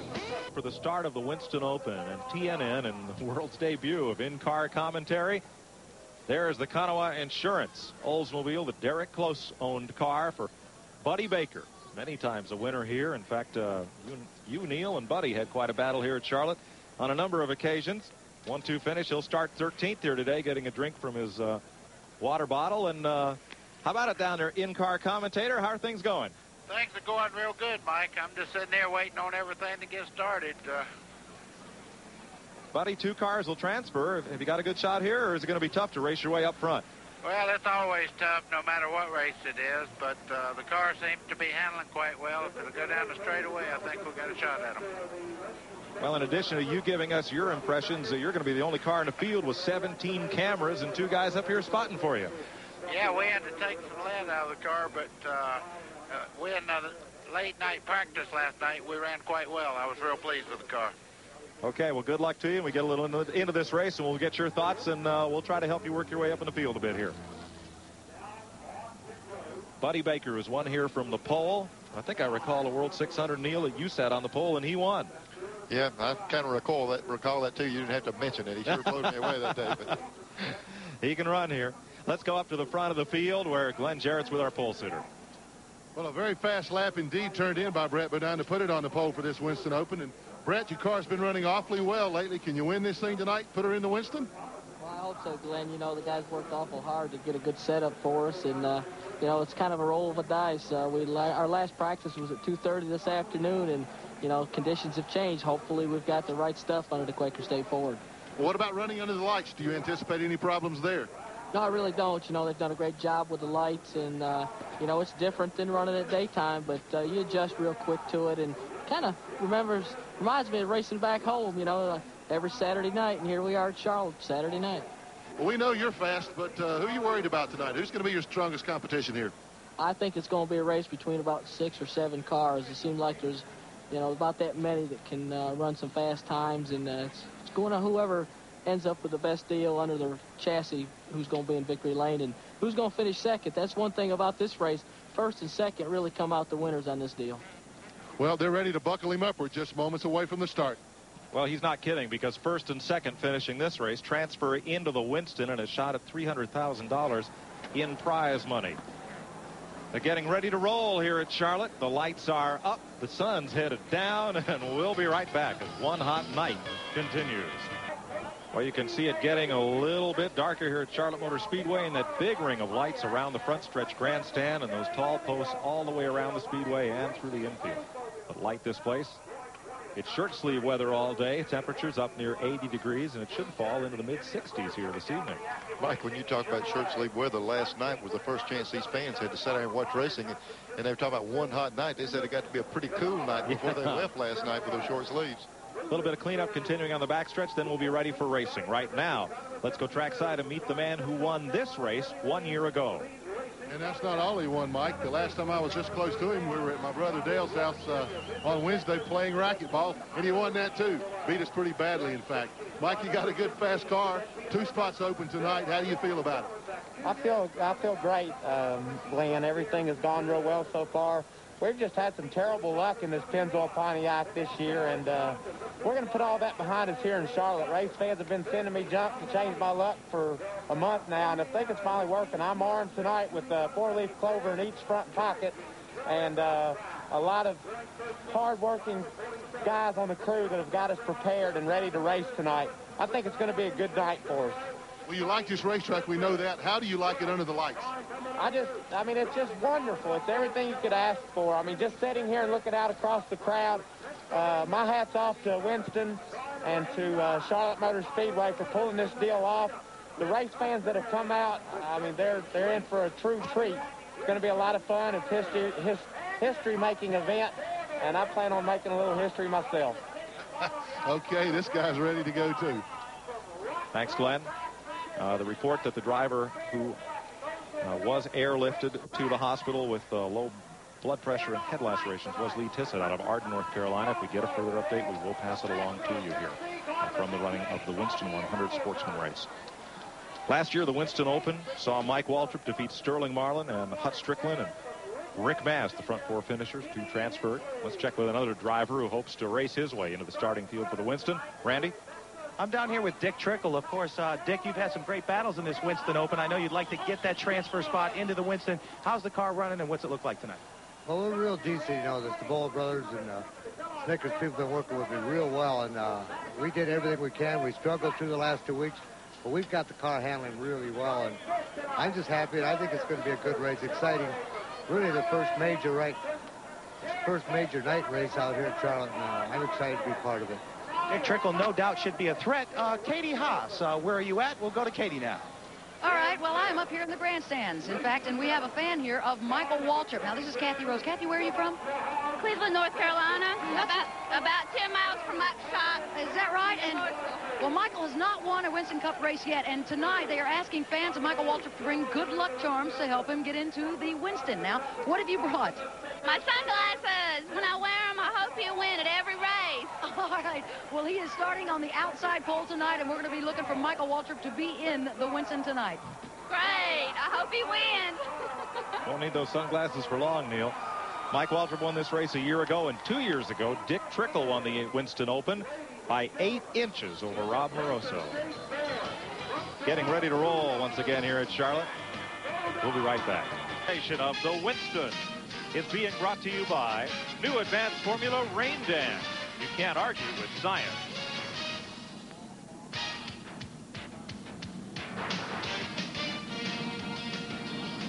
The light is on the Oldsmobile safety car. The cars have fired and they're rolling off for 50 laps, 75 miles. The first 2 drivers will transfer into the Winston All-Star race that tonight will be run in 3 segments.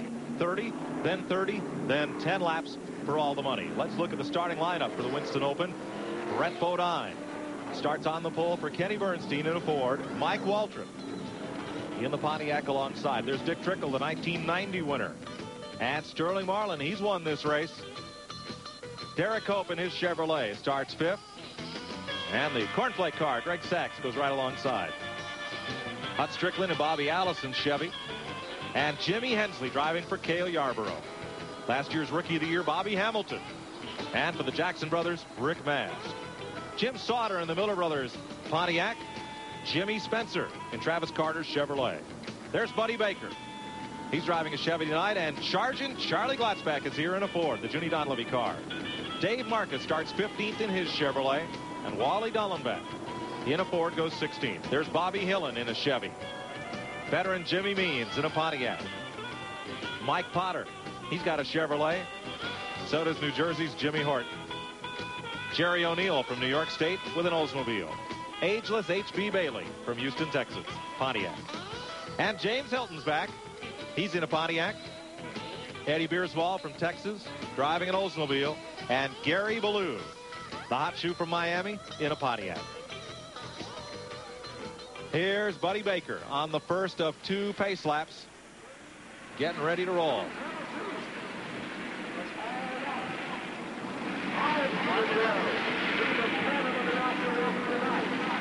Buddy, how's the lighting? It's about dusk, getting a little dark, and the lights are on full. What's it look like?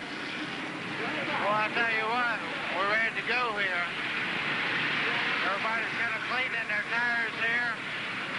A lot of oil dry on the back straightaway, too. You see a bit of a strobe effect there out the left window, Neil. The drivers have found a way to deal with that. Mike, that little strobe is those inside lights on the back straightaway. And what the driver's done, put a little bit of shielding over the left side of their helmet to take that strobe effect.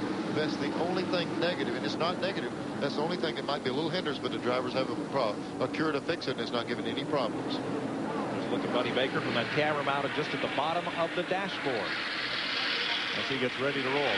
He's a big guy. He fills up that cockpit. Won his first. Don't talk too much now. Talking to his crew. Is he talking to us or to his crew, I hope? He's talking to that crew. Baker's first career Winston Cup win came right here in 1967, and it halted Richard Petty's 10-race win streak. The start of this thing is going to be critical, Mike. They need to get good positioning because it's going to be tough with this kind of cars to pass a lot of people, so it's going to be a scramble at the front. 50 laps, 75 miles, 2 cars advance, and we're under green. Michael Waltrip hauls Brett Bodine right down to turn 1.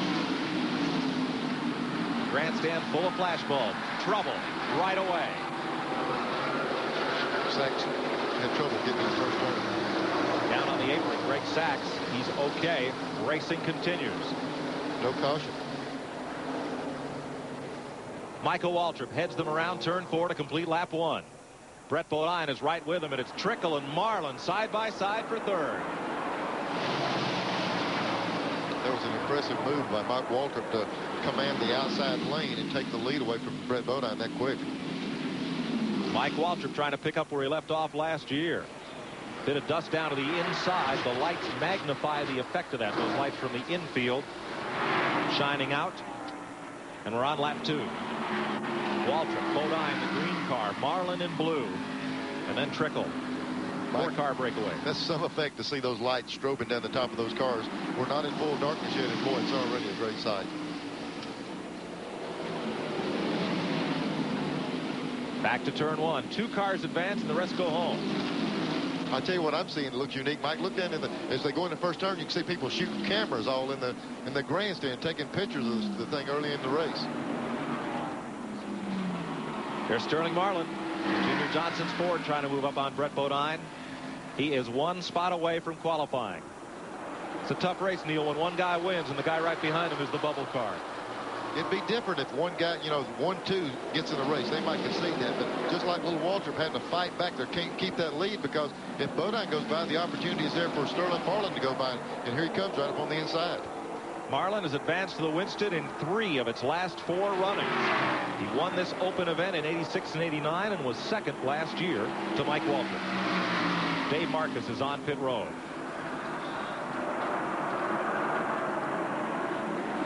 Brett Bodine leads them around. Sterling Marlin in tow. The 2 Fords, then a Pontiac, then the Ford of Dick Trickle. Look at the flashbulbs up there in the grandstand. You bet. People taking advantage of this opportunity to get the first shots of these cars in competition tonight. Brett Bodine with a 1 Winston Cup win, the first Union 400 at North Wilkesboro 2 years ago. And Sterling Marlin looking for that first win, but with some good finishes for Junior Johnson. Back into the quad oval here, the front straightaway at Charlotte, in front of nearly 150,000.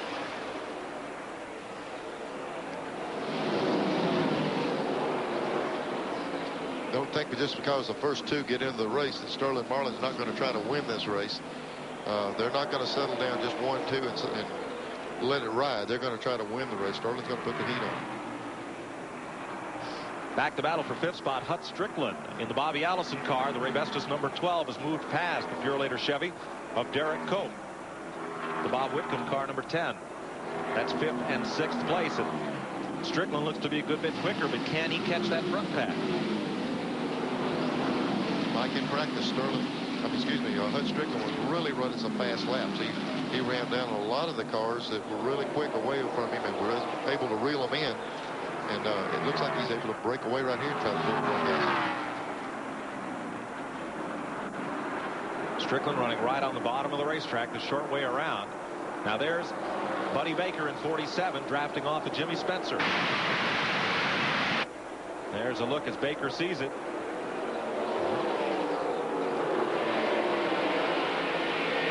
How about it, Buddy? Can you two guys draft your way up, or is it those guys just getting away up front?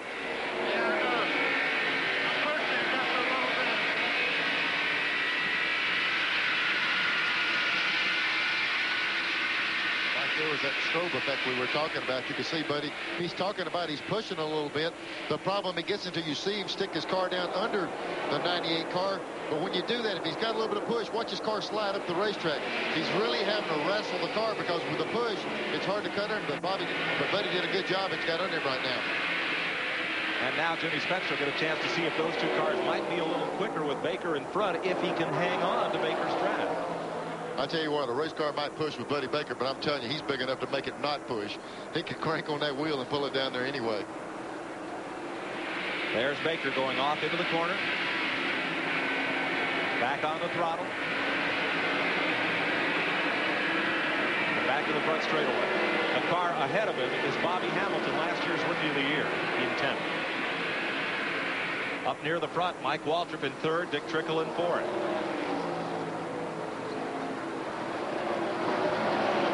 Trouble turn 2. One car sliding. Gary Ballou, who had charged from last place to 15th. Loses control, jumps right back in it. Caution is out. First caution at lap 10. Gary Ballou had moved well from start at 26th. Won a 300-mile late model Sportsman race here, now the Busch Grand National Series, in 1981. Was then driving for Ray Mock in a Pontiac. First caution of the Winston Open. They're under yellow. We'll regroup the field. In the action here, something has developed here at the concession stand. Of course, a lot of people come by here. A name that we all know. I mean, Mr. James Taylor is here from South Carolina. James, how are you? Just fine. How about you? I'm fine. You're quite a race fan. Yes. What do you spend on souvenirs for a race? About $60. $60. Is that all on one person, or do you have a favorite? I have a favorite, Bill Elliott. Well, we'll see how he does today. Thanks for being here with James Taylor. I mean, what else? I love your music. Thanks, TG. There's Gary Ballou running back up with the pack. That's the Linro Motorsports car, team that Giacomo used to drive for, and they've got a Raymock engine in that Pontiac, the Terminal Trucking machine. He started 26th and climbed to 15th, but then spins here. Neil? Mike, it looks like the car got up from under getting to the first turn. And Gary does a good job right here. He gets it under control, but watch the left front wheels. He cut down off the racetrack, and boy, it makes a run at the inside wall, and then he gets it corrected one more time, and he didn't hit anything. Nice save by Gary Ballou, and he is back out there running. Looks like we're going to go green this time.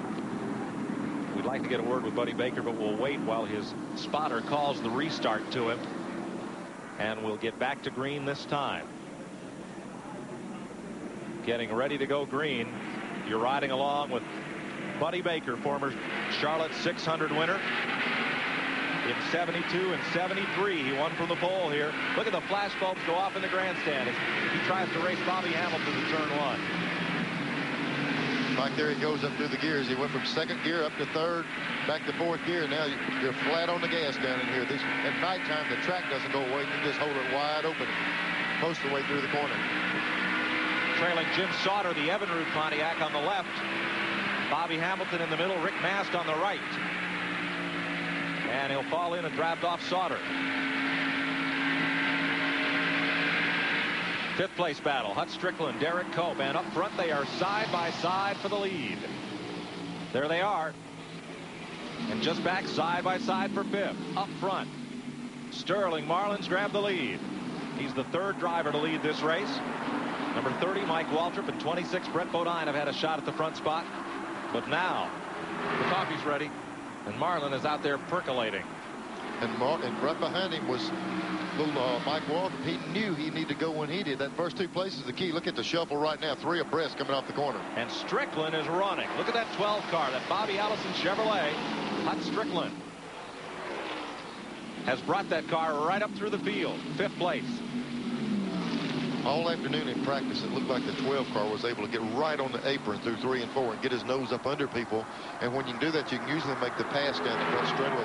Here he goes, right where we were talking about, the 12 car.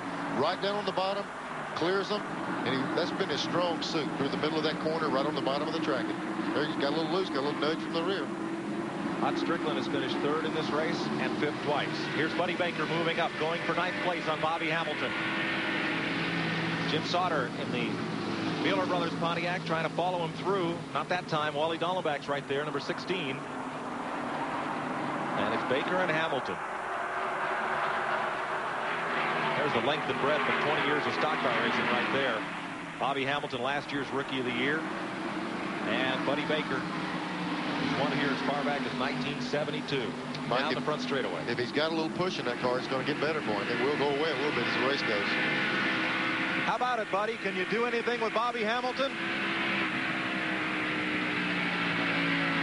He's kind of busy right there. We'll get back with him. He's talking to us. We've got a little bit of a problem right there.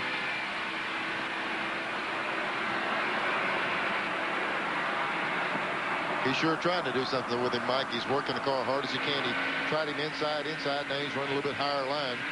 See if he can get the car to work up there. Bobby had a run on Rick Mass, the number 1 car, the Skoll car. Couldn't get down underneath him. A single file up ahead of this pack, 169.5 miles an hour the last lap.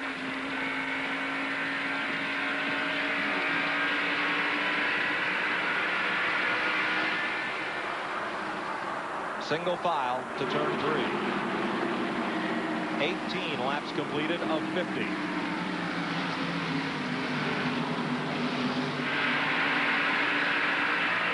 Hamilton ducks to the inside. And further up front, Dick Trickle goes at it.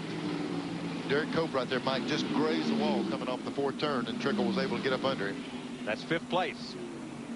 Cope really tagged the wall coming off 4, and it bobbled just enough for Trickle to get under him. Trickle won this race in 1990, and here's Baker right back at Bobby Hamilton on the high side this time.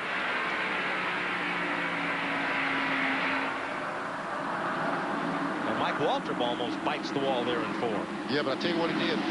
Mike, he ran real high, and it seems like Sterling's having to roll out of the gas, get in the corner, and Mike was able to drive up beside him on the outside. He almost got completely beside him going into 3rd turn. Speed shot, middle of the backstretch. Gives you an idea of these near 170-mile-an-hour speeds here in Charlotte. I tell you what, Mike's going to have trouble. If he passes this guy, he's got to carry all those 4-leaf clovers and borrow that girl's sunglasses the rest of the season. I think you're right. His car is really good through that part of the racetrack. Look how much he gains on him right there.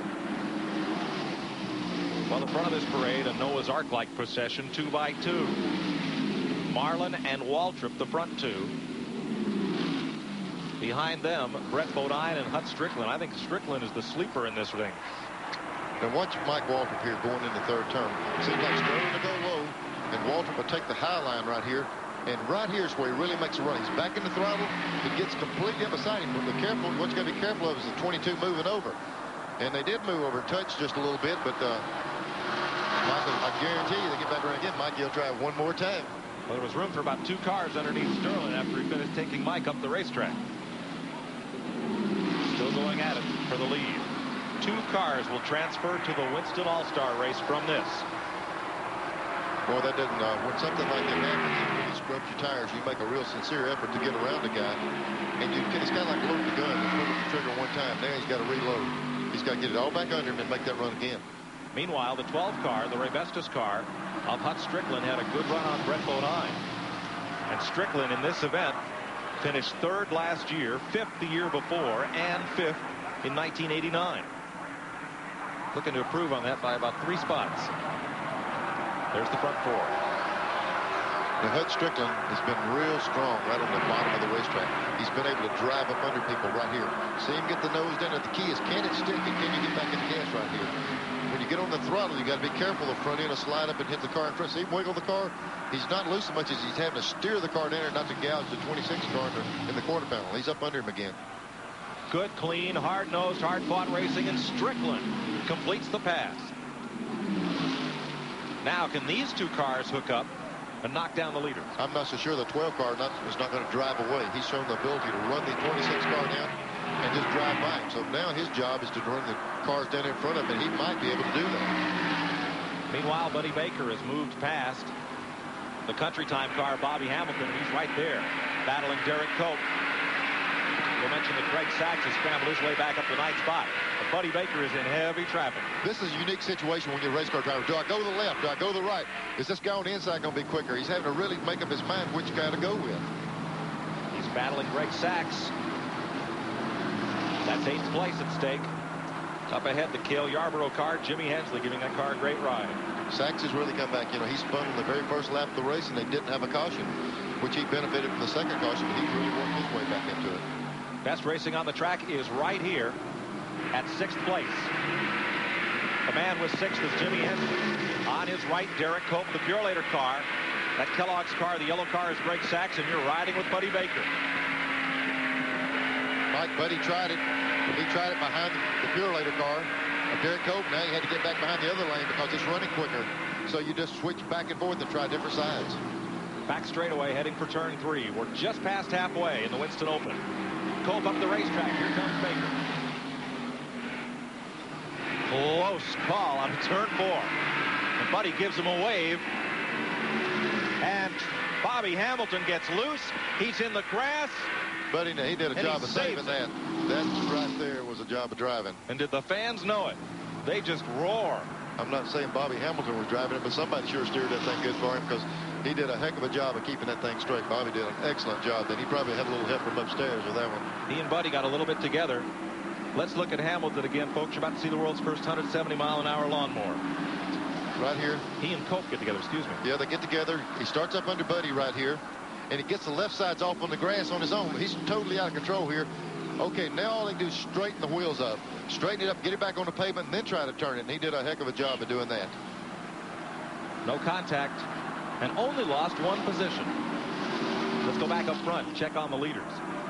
The Maxwell House car, Sterling Marlin driving for Junior Johnson, number 22.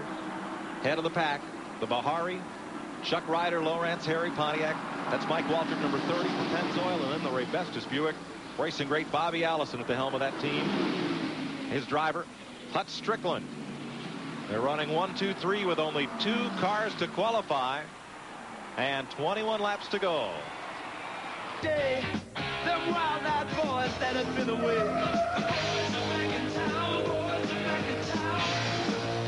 The Miller Genuine Draft Rusty Wallace stock car is back in town. So you better hold on. Spread the word around. Get who's back in town. Hey, DW, think fast. Oh, here in the shop, you always have to think fast. And in the pits, think fast is the difference between winning and losing. Right, Jeff. And now Western Auto has captured that same think fast spirit with this signature edition t-shirt. Stop by a participating Western Auto store and purchase any Performance Team product, and this great looking t-shirt with my signature on it can be yours at half price. That's a great deal, right, Jeff? Right, DW. Think fast. Think t-shirt. CNN's coverage of NASCAR's All-Star Night, the Winston, is brought to you by Slick 50. Starting your engine without it is a terrible thing to do. 33 laps down, 17 to go. Mike Joy with Neil Bonnet topside. Buddy Baker in car 47 commenting for us. Glenn Jarrett and Randy Pemberton on pit road. Katie Haas, T.G. Shepard here too. And One Hot Night continues, and Mike Waltrip is trying to run off. He's got a 1.4 second lead. Just as we went to break, Waltrip passed Sterling Marlin and drove off from him, and then the 12 car, Hut Strickland, got around Sterling. So right here we see Sterling in 3rd place, and there's Hut Strickland right in front of him. There's Strickland, Davey Allison's cousin-in-law. Yeah. That's it right there. Right. And I thought he was gaining on him, but what's unique is Waltrip is, everybody's been in running low through the 3rd, 4th turn. Mike Waltrip goes real low through 1 and 2, and then he moves up and runs real high in 3 and 4, and he's found him a lane of his own up there. Have a look back at H.B. Bailey racing along with Jerry O'Neill of Auburn, New York. Bailey, veteran campaigner out of Houston, Texas, races purely for the fun of it. We'll mention that Jimmy Means has had trouble and dropped from this race, and that Ted Musgrave attempted to qualify but cracked the wall with his car yesterday and as such, did not start a backup car. Bailey driving 36. Best ever finish was 5th in the 1972 Southern 500. His moment in the spotlight. There's the battle behind Buddy Baker. Bobby Hamilton in the Country Time Olds continuing to race Derek Cope in the Purelator Chevrolet. Well, I tell you, he's lucky to still be racing after that trip through the grass, and it didn't damage the car in any way, it looks like. Yeah, I see it. I see it didn't. Look down there on the left front. You see the spoiler broken loose, but that's not enough to affect it. There you go. The damage right down left front. These air dams really have downforce, but it didn't seem to affect his car a whole lot. No, he moves by Derek Cope and completes the pass. There's H.P. Bailey. We were just talking about him. A problem off second turn. He's coming back across the track. Traffic coming up on him, but he got off the track before they got there. Only the second caution flag of the night in this Winston Open. It comes on lap 37 for H.P. Bailey, spinning at turn 2. And that will bunch the field. They race back to the flag and will go under caution. As they do, we'll take this pause from the Charlotte Motor Speedway. Under caution for H.B. Bailey's spin, and surprise, everybody is pitting. There is Mike Waltrip, and just behind him, Dick Trickle had trouble getting into his pit stall. Here's Sterling Marlin making a stop. And only a few of the drivers stayed on the track. Glenn? All right, I'm in Sterling Marlin's pit. The problem with the car was, Neil, as you and I speculated earlier, these cool temperatures have made the cars get tighter and tighter. They're making a 4-tire change. They took some weight out of the car. But one of the most interesting things, Junior Johnson is down. They had a problem getting out now. Oh, he lost 4 or 5 spots there. What I started to say, very interesting happening. They were going to top the tank off with fuel. But Junior went over and said, no, that puts more weight on the rear of the car. Leave the fuel out of it. You don't need enough fuel to finish this 50-lap race. So they're doing everything they can to try to loosen up the car. Same problem with Brett Bodine. His car was getting tighter and tighter. So the cooler track temperature is really coming into play here, Neil. Well, however, Neil, Brett Bodine stayed on the racetrack. The rest of these cars all feel it. With about 10 laps to go, it's kind of, makes you wonder why if everyone would be different, but some of the guys stayed out. It's going to be hard to run them down. These radial tires here, Mike, don't give up a whole lot, so I don't know that new tires are going to be that big an advantage. We'll see. Dick Trickle had a little trouble sliding into his pit space. That's the reason Marlin was late getting out of the pits, and Trickle slid in. Let's have a look and show you what happened here. They have put sealer on the right side of the screen on that surface of pit road where the cars stop, and you see, perhaps you can see the old surface to the left. And as we look from the grandstand at that area, it's very slick appearing in the night lights here. And apparently, Neil, it's a little slick getting in and out of there on that sealer. Mike, last night, see the glow you see right there where the car's pulling out now? It looks like ice right there. A lot of the drivers spun in practice trying to come in there real hot and see how hot they could get in for the qualifying last night. It's just a sealer to protect the track and paint it for the numbers for the pit area, and it might be just a little bit slippery. Let's have another look at what happened to bring out this second caution in the Winston Open. Racing along with Jerry O'Neill, H.B. Bailey goes for a twirl. Yeah, he's got to turn backwards, and guy gets under right here. Here's what you want to do. You want this nice racetrack to sweep you back down off of there quickly. He's up on the wall. He's hung up there. The problem, if you start across, I think he releases the brakes right here. There he does. He might have saw an opening. He comes on down across the track. But, boy, that's a terrible feeling with that driver's door facing traffic. Especially since he dropped down right between the first and second place car. Yep. Tense moment there for H.B. Bailey. Light is out on the safety car. Buddy Baker, we've got one lap and we're going back to green. How are you looking? I'll tell you, we're in trouble. We hadn't got any brakes. I'm going to have to ride it out. Well, I'll tell you what, Mike, if he doesn't have any brakes on that car, he's got his hands full. It's just, you don't use that much brake here, but you've got to have it in case there's a problem. I don't know, man. It's awful to go down in that corner with no brakes. If somebody was to happen to slow up, I'd run all over them. You know what I mean? Mike, he's talking to the pit guys, and I know what he means. I've been out there before.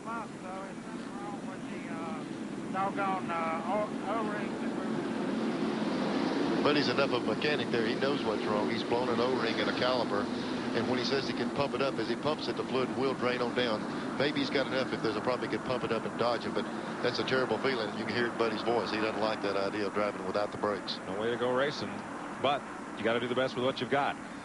There's Hut Strickland and Mike Waltrip. They were the first cars to get out of the pit, so they're the first cars with fresh tires, and they are 4th and 5th. Brett Bodine is the leader.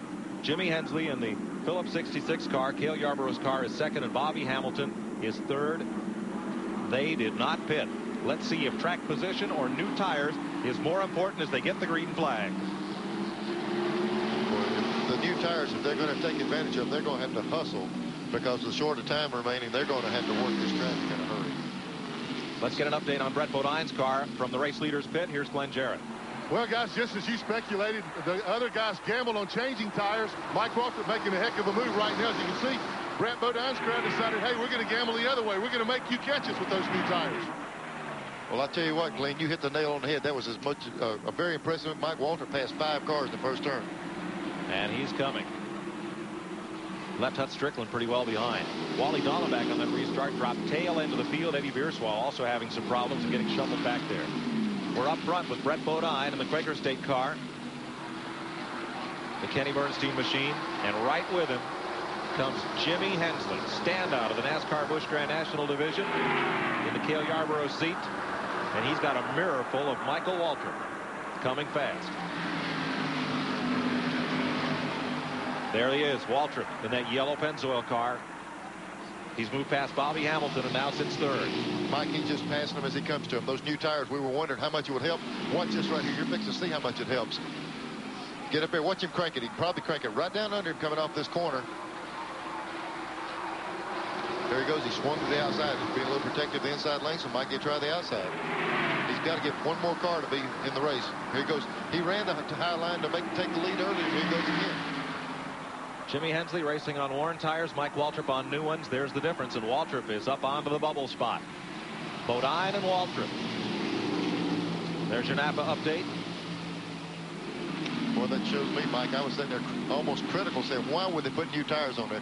That is why they put new tires on there. Billy Engel and those guys knew that when they stuck them on there, they could do what they're doing, and Mike's right back in the lead. Now Brett Bodine has to protect second spot. Now he's on the bubble. Here comes Strickland. Right to the bottom of the racetrack and into second place. Last year, there were 3 spots available from the Winston Open to transfer in to the Winston.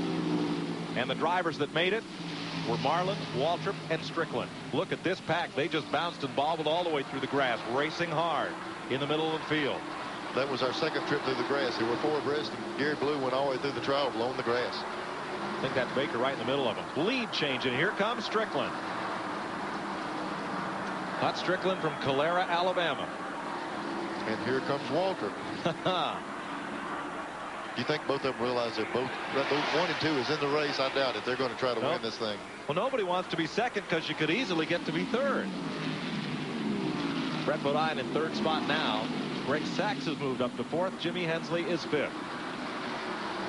There they are, third, fourth, fifth, and add Dick Trickle, the 6th place car, into that bunch.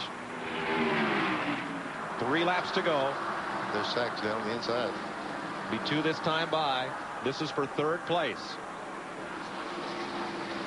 And all this is an I'm going home with more money than you place. Because third place does not transfer. 2 laps. And there's Waltrip right back up on him. Gary Ballew's gone to the garage. Trickle and that brown and red Snickers car going around Brett Bodine. And now Jimmy Hensley moving up a notch. Battle for the lead. Mike Waltrip's going to take it right back to Hut Strickland. White flag this time by. 1 lap to go, and both of these drivers can advance to the Winston. Mikey just wants to advance in front. Right. First place just pays a little more, that's all. And a lot of bragging rights. 28,000 to the winner, 19 for second. And the chance to make some more money tonight. Last lap, Waltrip the leader, Strickland in second. Sachs is third, Trickle is fourth, Hensley fifth. Bodine is sixth, then Hamilton, Hill, and Spencer, and Buddy Baker. Checkered flag. Michael Waltrip, for the 2nd year in a row, wins the Winston Open. Hut Strickland finishes a strong second, and they will advance. Margin of victory, 0.47 seconds. Buddy Baker, you gave it a good ride, and it looked like you were in a real heavy pack of traffic those last few laps. I couldn't hear you. What'd you say? said you gave it a good ride, and it looked like you're in a real thick pack of traffic those last few laps. Yeah, I tell you, we had trouble. I had no brakes right near the end there, and I had to just ride it out. Car was plenty good to win the race, I think. Mighty good car, boys. I'm sorry them brakes went out. Well, buddy, get changed. Come on up and join us topside. Okay, I'll be up in a minute, Mike. Did y'all get some pretty good pictures? We sure did. Thanks for giving us a good ride. Okay, partner. I would have talked to you if you'd have talked to me. I know it's a good race. I wish that a bit. Trying to figure out how to stop it now. He'll find a way. Drag that big foot out the window. It'll slow down. We'll go to Victory Lane and visit with the drivers who will transfer to the Winston as One Hot Night continues. One Hot Night, the Winston, is brought to you by AC Delco. It's like buying time. Those flash bulbs in the grandstand are going off as the pole sitter's car is being pushed into position for the start of the Winston. Davey Allison, who won it all here last year and is looking for 2 in a row, and a kind of mixed reaction from the crowd, Neil. Yeah, I don't know. A lot of them are booing, a lot of them are hollering. They're tired of seeing Fords win all the races, and the Ford guys are hollering. I tell you, they got a battle going downstairs in the grandstands. That car's been so dominant all this week and this week last year. Part of that huge crowd here at Charlotte Motor Speedway, and they've just seen a great one as Mike Waltrip and Hut Strickland will transfer to the Winston. Let's join Glenn Jarrett. Well, Mike is being pulled in every direction, being kissed by everybody down here. I ain't going to kiss you, buddy, but what a great... And I did, and the sea parted. I came out the other side, and then Hut came on and passed me. What a race. I got to thank a few people, Glenn. I want to thank Pennzoil, my sponsor, James L. Pate down in Houston, Texas. This is for you, buddy. We really pulled it through, and looking forward to the rest of the year. All the race fans that are riding around this race team, my car owners, Chuck and Pat Ryder. Pat, I got the first one. This is for your mantle. I hope you like it. Mom and Daddy up in the condo and everybody watching. Just great day for Michael Waltrip and the whole Pennzoil Bahari team. Looking forward to getting a hold of some of this money Winston's putting up in the race coming up. Well, you can't tell at all that this guy's excited. Good luck in the Winston. And now let's go to that other guy who put on a whale of a show, Randy Pemberton with Hut Strickland. Well, you'd think Hut would be excited, but actually, Hut, you're a little bit frustrated when you got out of the car. You guys, winning is everything to a driver. Well, it really is. You know, we worked awful hard. We wanted to win this race real bad, and you know, I guess the good thing about it, we're in the Winston. But you know, this Ray busted his brakes, minded your muffler, tic-tac Chevy, really ran good. It was just a little bit too loose right there at the end, and you know, Michael seen that, and he just tucked up on the back end of me, getting off 2 there one time, and got me sideways, and you know, then it was just a deal. I just tried to hold on to it and just take second. Any difference between daytime and night? You guys were hooked up this afternoon. You were hooked up tonight. Well, maybe a little bit. You know, the track right now seems to be a little looser, and you'd think at night the thing would be tighter. But you know, that's just, I guess that shows you how much all the teams know. Okay, we'll see what he can do in the Winston. Katie Haas, what do you have for us? I've got a big Buddy Baker fan here up here in the grandstands. Your name is Bill Bands? Yes. You're from Carmel, Indiana. Now, what were you thinking when Buddy was out there? Oh, Buddy was a good Saturday night racer. He's won a lot of races. Always enjoyed him, and I miss him on the radio. He was very colorful. He's right about that. He can be very colorful. The Winston is coming up live on TNN. The Winston with our newest drivers, Hut Strickland and Michael Waltrip included. Stay with us. You'll see it live on the Nashville. Hut Strickland will advance to the Winston All-Star race. Greg Sachs finishes in the 3rd position, picks up $15,000. There's the rest of the top 10. Buddy Baker will have $6,800 in his pocket as he joins us topside. Avid fans of Winston Cup racing can keep track on their favorite sport every week here on TNN on Inside Winston Cup Racing. Here's show host, 2-time Grand National champ, Ned Jarrett. Well, Mike, certainly there has been some exciting times over the years since the Winston started a number of years ago, and we have been able to capture many of those exciting moments. Randy Pemberton of Inside Winston Cup Racing takes a look back at the Winston.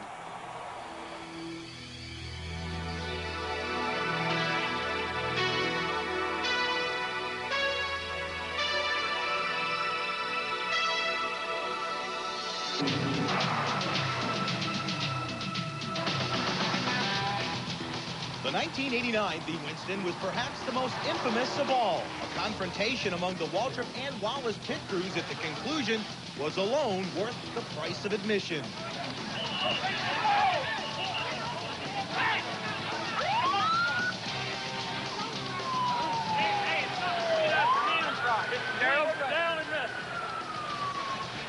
It all started in 1985. The Winston, an all-star shootout for the fans. A chance to see only the best battle it out for big bucks. Darrell Waltrip won the inaugural event, puffing a power plant as he picked up the checkered flag. In 1986, the Winston was moved to Atlanta on Mother's Day. The race returned to Charlotte the next season. It's become one of the premier racing events of the year.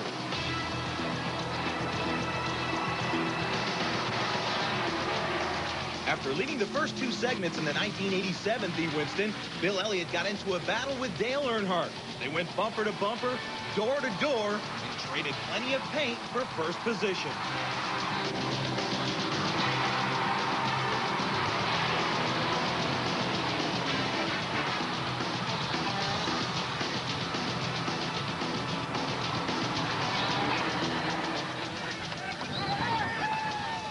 He slid up, I got under him, clearly under. He cut down on me, cut me off. You know, I was clearly there. Come back around here, I was clearly under him good coming back here to the tri-oval. He tried to cut me off again to the grass. I held my ground. I hold it from now on. I can get rough as he can, but, you know, that's like when he come up beside me. I didn't knock him into the wall or turn him sideways. I carried him up the racetrack, let him know I was ill, but I didn't knock him sideways or nothing, and, you know, he weighed on me and tried to wreck me after caution. I think he got a little out of hand. That was the first of two Winston wins for Earnhardt. In 1988, it was Terry Labonte. Then the Wallace-Waltrip War in 89. Again in 1990, Dale Earnhardt leading all the way and picking up $325,000. Last year, it was Davey Allison in a flag-to-flag flight in the Haviland Star. The drivers, they experienced the thrill of victory or the agony of defeat. There's no in-between in the Winston. Well, who will taste that thrill of victory here tonight in the Winston? You know, there might be one team would have a little bit of advantage. Kirk Shelmerdine ran a race here just a little while ago, and Glenn Jarrett is standing by with him. Well, thanks, Dad. I've always wanted to get a throw from you, and I finally got it. I am standing by with Kirk Shelmerdine. Kirk got a little hairy out there a while ago in the Sportsman race, but you've changed hats now, so to speak. You're ready to crew this thing for Dale. What do you see tonight? Well, I think it's going to be a pretty good race. Dale seems to be fired up, and the car's running fairly well. We think we got a shot at him. Can you believe the noise down here on the track, all these fans? Yeah, they're really getting into it. What was going through your mind up there a while ago coming off turn 4 when your car was turning around? I was busy at the time. I don't really remember what I was thinking. All right, how has Dale said about the car under the lights? Are you guys really comfortable with that now? We practiced a lot at nighttime during the past couple of weeks, and he said the lights really don't bother him. If anything, the weather's a little bit cooler when it's like this, and other than that, he likes it. Well, this team is ready, as Kirk said. Let's go back up to Mike. Well, they're parading all the drivers around. There's Dale Earnhardt in the back of one of those Oldsmobile pace cars. Let's take a look at how they qualified for the running of the Winston in tonight's Haviland Update. Here at Charlotte, Davey Allison and this car, nicknamed 007, are picking up right where they left off last year. The defending champion of the Winston and the Coca-Cola 600 is set to try and do it all again from the pole. Qualifying for the Winston consisted of 3 laps and a pit stop. Not only Davey's driving, but the coordination of his Larry McReynolds-led pit crew, getting him in and out with 2 tires in just 11 seconds, put the Haviland Ford at the top and brought Robert Yates Racing $50,000 for just over 2 minutes' work. Rusty Wallace qualified on the outside pole. His 3-lap average put the Miller Pontiac on the outside of the front row and picked up $10,000. Pit stops were critical. Ernie Irvin will start back in 17th due to clutch troubles during his pit stop.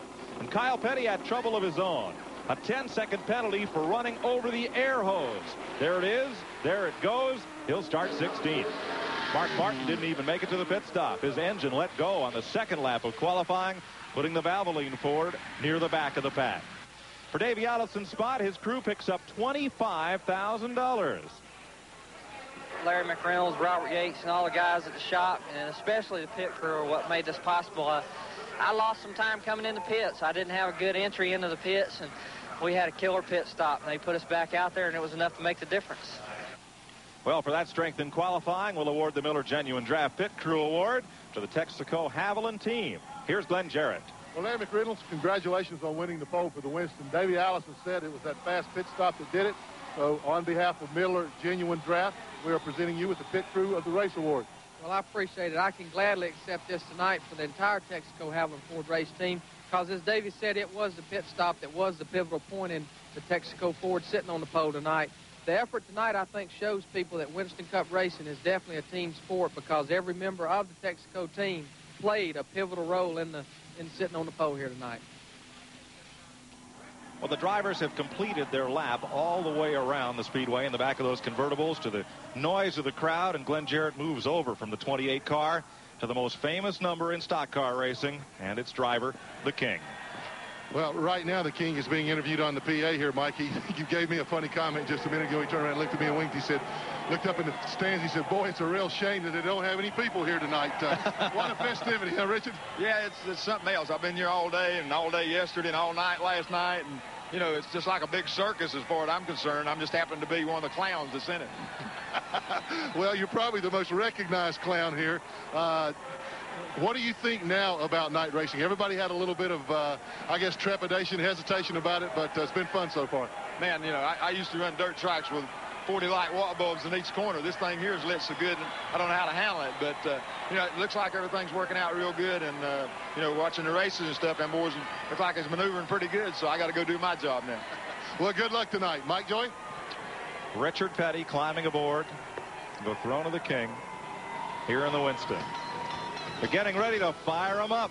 And we'll be back as One Hot Night continues after all the up-to-the-minute news in the sport of auto racing on TNN's Race Day. You'll see it twice on Sunday. Let's see it now and join Race Day host Pat Patterson.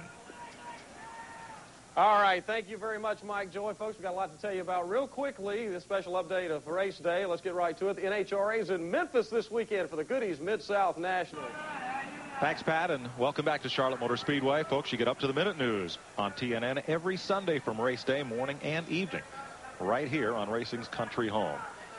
We're going to go down trackside, and you see those bright decals on the number 3 car. John McKenzie and the folks at Motorsports Designs have done these Scotch Light type decals, so they really show up at night. But Glenn Jarrett, nobody's going to have any trouble finding that 3 car. Well, Mike, nobody ever has trouble finding the 3 car. He's always somewhere up front, particularly in this race. He's won this thing twice, and he is the leading money winner in the Winston. Dale, Saturday night at the fights is finally here. I can't wait. You know, a lot of hype pumped up to it. Winston's done a great job, and Charlotte Motor Speedway and everybody hoping to put this GM Goodrich Chevrolet in Victor Lane. Great crowd tonight, huh? A terrific crowd. You've always had success in this thing here in front of the hometown fans. Finally at night, does that give you even extra incentive for the first time that this thing is run at night to really do well? Well, you know, hopefully we can win it. You know, it being the first night at Winston, it'd be a first, a monumental first. So, you know, I'm ready for it. It's been great practicing and everything. We'll get ready here and go. Okay, now somewhere up in that wave of humanity are Katie and TG. What about this crowd? Oh, they are unreal. The race hasn't even started yet, and every one of them are on their feet. They can't get any more? 150,000, you think? Oh, way more than that. There's people all over in the pits, way up in the stands. This is the place to be. They are ready. They are ready. It's like a keg of dynamite getting ready to go off. They're not the only ones that are ready. The drivers are ready. This is going to be one hot night. That is the whole thing is what it's all about. Well, I'll tell you, I'm fired up. I'm ready. Well, we're going to get ready to give you the rundown of exactly where the drivers are starting. And, of course, the newest drivers into the Winston, Michael Waltrip and Hut Strickland. They're very excited about that. Let's go back to Mike Joy. Thank you, Katie. One of TNN's most popular series, Winners, as hosted by Neil Bonnet, will host the starting grid for tonight's event. And Winners, Neil, that's what this thing's all about. Well, I tell you, every one of these guys got in this race by winning races. And if they want to keep on their jobs, they're going to need to win this one. These guys have got their handful, but it's going to be a good race for one of them to win. Here's the starting lineup. On the pole for the second year in a row, Davey Allison. And Davey led from start to finish to win last year's event. On the outside pole, the Pontiac of Rusty Wallace. And Rusty won the 89 Winston on the final lap pass. Row 2 going third, Bill Elliott in a Ford. Bill was the winner of this event back in 1986. And starting fourth, Ken Schrader's Chevrolet. Schrader's been the runner-up in the last 3 Winstons. Fifth and carrying our in-car camera, Jeff Bodine in a Ford. Jeff has competed in 6 of the 7 Winstons, and his best finish being 4th. Going off 6th in a Chevy, Darrell Waltrip. And Waltrip won the inaugural running of the Winston in 1985. 7th, the Oldsmobile of Harry Gant. And Gant finished a close second back in 1985. Starting 8th, Dale Earnhardt in a Chevrolet. Dale is the only two-time winner of NASCAR's All-Star race. 9th, the Chevy of Ricky Rudd. Rudd has been in every one of the Winston's runs so far. Starting 10th, Dale Jarrett in a Chevy. Dale won his right to be in the Winston by winning at Michigan last year. 11th in a Ford, Morgan Shepherd. Morgan is making his 6th consecutive appearance in the Winston. Going 12th in a Ford, Dave Mader. Dave Mader drives for Harry Melling, who qualified as a winning car owner. 13th, Terry Labonte. Labonte won in 1988. 14th starter, Alan Kulwicki in a Ford. His best finish was 5th back in 1989. Going off 15th, the King, Richard Petty. And this is the 4th appearance in the Winston for the King. Right alongside his son Kyle, starting 16th. Kyle has a couple of 6th place finishes as his best in the Winston. Qualifying trouble for Ernie Irvin, he goes 17th. He finished 5th last year in his first appearance in the Winston. And engine trouble for Mark Martin in qualifying. Mark's best finish was 3rd in 1990. And back in the final row, Mike Waltrip, the winner of the Winston Open, and Hut Strickland, the runner-up. 20 cars start this event. It includes the 1991 and 1992 race winners. And then, of course, these two drivers, Mike Waltrip in 19th and Hut Strickland in 20th, added to the field. And there are also provisions for drivers who have won the Winston within the past 5 years, such as Terry Labonte, and for former Winston Cup champions who are still active that are otherwise not qualified. That puts Richard Petty in the race. And it's not just drivers, but car owners, too. So those 18 plus the 2 from the Winston Open. Let's go trackside. Those words that you have been waiting for all night long to hear. Here's Mr. Jim Johnson from R.J. Reynolds. Gentlemen, start your engines.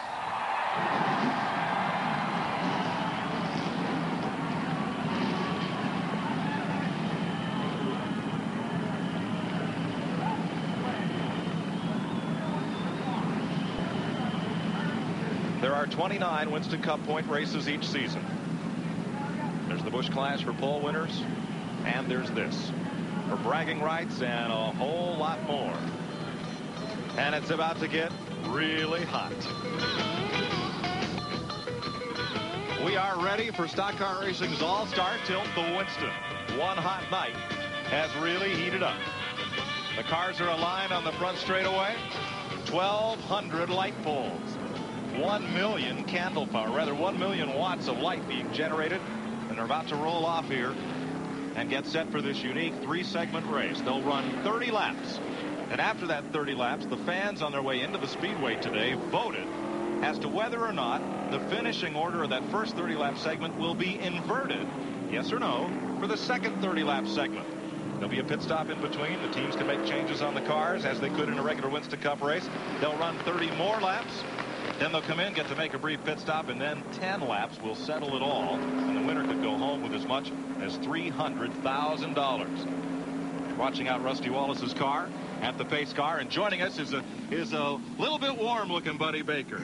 Yeah, well, I had to run over here from the pit area. I'm used to driving. That running will kill me. Well, tell me, you've been here at the Speedway all week and had a chance to run against some of these guys. Who do you like tonight? I wouldn't want to pick anybody. I'll tell you, it's whoever runs the best tonight. That's what it's going to boil down to. The track conditions are perfect. You can see well. It's going to be a great race. Was the track much different tonight than it was in practice this afternoon, or was it in practice last night? I think it was better tonight. As Neil will tell you, you can really concentrate better at night than you do in the daytime because you don't have anything else to look at but a lit racetrack. But we're awaiting as these cars come back to the line. They will stop and pose for the annual Winston poster picture under the lights here. That'll be sure to be a collector's item. And they are going to send up an artillery shell that we're told is the world's largest single firework. Wish we had a line up to the space shuttle. They might be able to hear it up there, Neil. I tell you what, when Humpy Wheeler says he's going to shoot up some big fireworks, I'm fixing to step back a notch. There's no telling what's fixing to go off. supposedly the burst from this shell will cover a diameter of about half a mile. That'll be out over turn number 3. And the moon is full up over turn number 4. Now, where I grew up in New England, a full moon night of racing meant only one thing, and that was a bunch of cars stacked on top of one another. Was it like that in Birmingham? Yeah, I don't know why, but it seems like it always happened. But all I want to see is a bunch of cars stacked side by side with some good hard racing, and I think we're fixing to see that. Buddy, was that a big superstition in your racing career, if there was a full moon? Oh, yeah, you heard that. Every promoter will tell you, if you want to see something wild, get that moon, look at that thing. A pale full moon of early summer here in Charlotte, North Carolina. I think we got so much candle power, we've lit the whole country. The moon doesn't even look bright tonight. No, it doesn't. Might be able to see this from the space shuttle. Musco Lightning of Iowa has done quite a job with this. And all of North Carolina is about to know that we're ready to roll. Well, I tell you what, that's hard to believe how many people have gotten in those grandstands. I mean, it's ever... And even in the suites, buddy, you know, you go through, usually you can find you a seat to sit in the suites. There's not an empty seat in any of these condos or suites. I got to tell you, that's all I've heard around Charlotte. Anywhere I go, they want to know about the lights. And look at this crowd. I mean, most promoters would give anything to have this on a regular race day. There's the big explosion. An aerial burst as the field rolls off for the start of the Winston. I've talked to folks all week long that have probably never been to Charlotte Motor Speedway, never been to a Winston Cup, or even a stock car race of any kind, but they say, this thing under the lights tonight, I want to come see this. I got to tell you, you better get used to this, too, because I think all the major speedways are going to have to go to this. Mike, when you start talking about this nighttime racing, I've had people from RJR with Reynolds saying they've got people that work for them that's never been to a race saying, hey, can I get a seat? Can you? If I come down there and they're having to turn some of their big people down in the company, there's no place to put them down here. And so is about everybody that's involved in this sport. Had to do the same because this place is just packed to the rafters. Musco Lighting of Iowa developed this system. They lit Field of Dreams, the movie, the baseball movie starring Kevin Costner. They lit the Super Bowl, the Statue of Liberty rededication ceremony, but they never tackled anything like this. A 1.5-mile super speedway. Buddies, you know from being out there, trying to light this place so the fans can see, like from this angle, and yet still trying to light it so your viewers can see. That's a tall order. It's amazing. In practice the other night, I rode down in the corner, and I mean, there's no reflection, no anything. You just sit there and watch the race. I mean, it's incredible. That's the word for it. But, you know, we mentioned earlier, I'm not so sure it's not better because in the daytime, you've got the sun going in the first turn, and you just have constant lighting all the time now, and the drivers really love it. Ricky Rudd told me it's like a hazy day. You can see very well, a little hazy off in the distance. And I can foresee a day, perhaps some 30 years hence, when Martinsville or North Wilkesboro is the Wrigley Field of auto racing. Perhaps the last track, or only track without, or last track to install a set of lights for night racing. Look at these cars. They look like diamonds. They're just sparkling everywhere. Look at the camera stuff, Bud. You were in the car a while ago when y'all started the first race. That was the first one under the lights. And, boy, the cameras were going crazy in the grandstands. And they still are. And they're fixing to go crazy on the racetrack. Well, 20 of the best of Winston Cup racing are set to battle. 30 laps. They'll come in and make adjustments. And by vote of the fans, either start straight up the way they finished or turn the field topsy-turvy completely around and put the guy who took the checker first or the yellow first, put him at the back of the pack. Davey Allison won it last year. He is on the pole. Rusty Wallace is outside. They are both carrying in-car cameras for us tonight, as is Jeff Bodine. Bill Elliott and Kenny Schrader in row 2. It's Ford Pontiac, then Ford Chevrolet, then Ford Chevrolet. Then Harry Gant's Oldsmobile and Dale Earnhardt Chevy. Rudd, Jarrett, Shepard, Mader in the Melling car because winning car owners also qualify for this race. Labonte, Kulwicki, the two Petties, Irvin, and Mark Martin. Then Mike Waltrip and Hut Strickland. Here we go. Here goes the track race.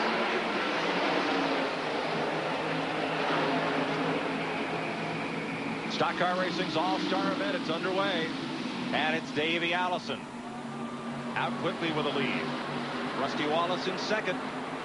Back straightaway. Schrader in third. They've broken away a bit from Bill Elliott and the rest of this field.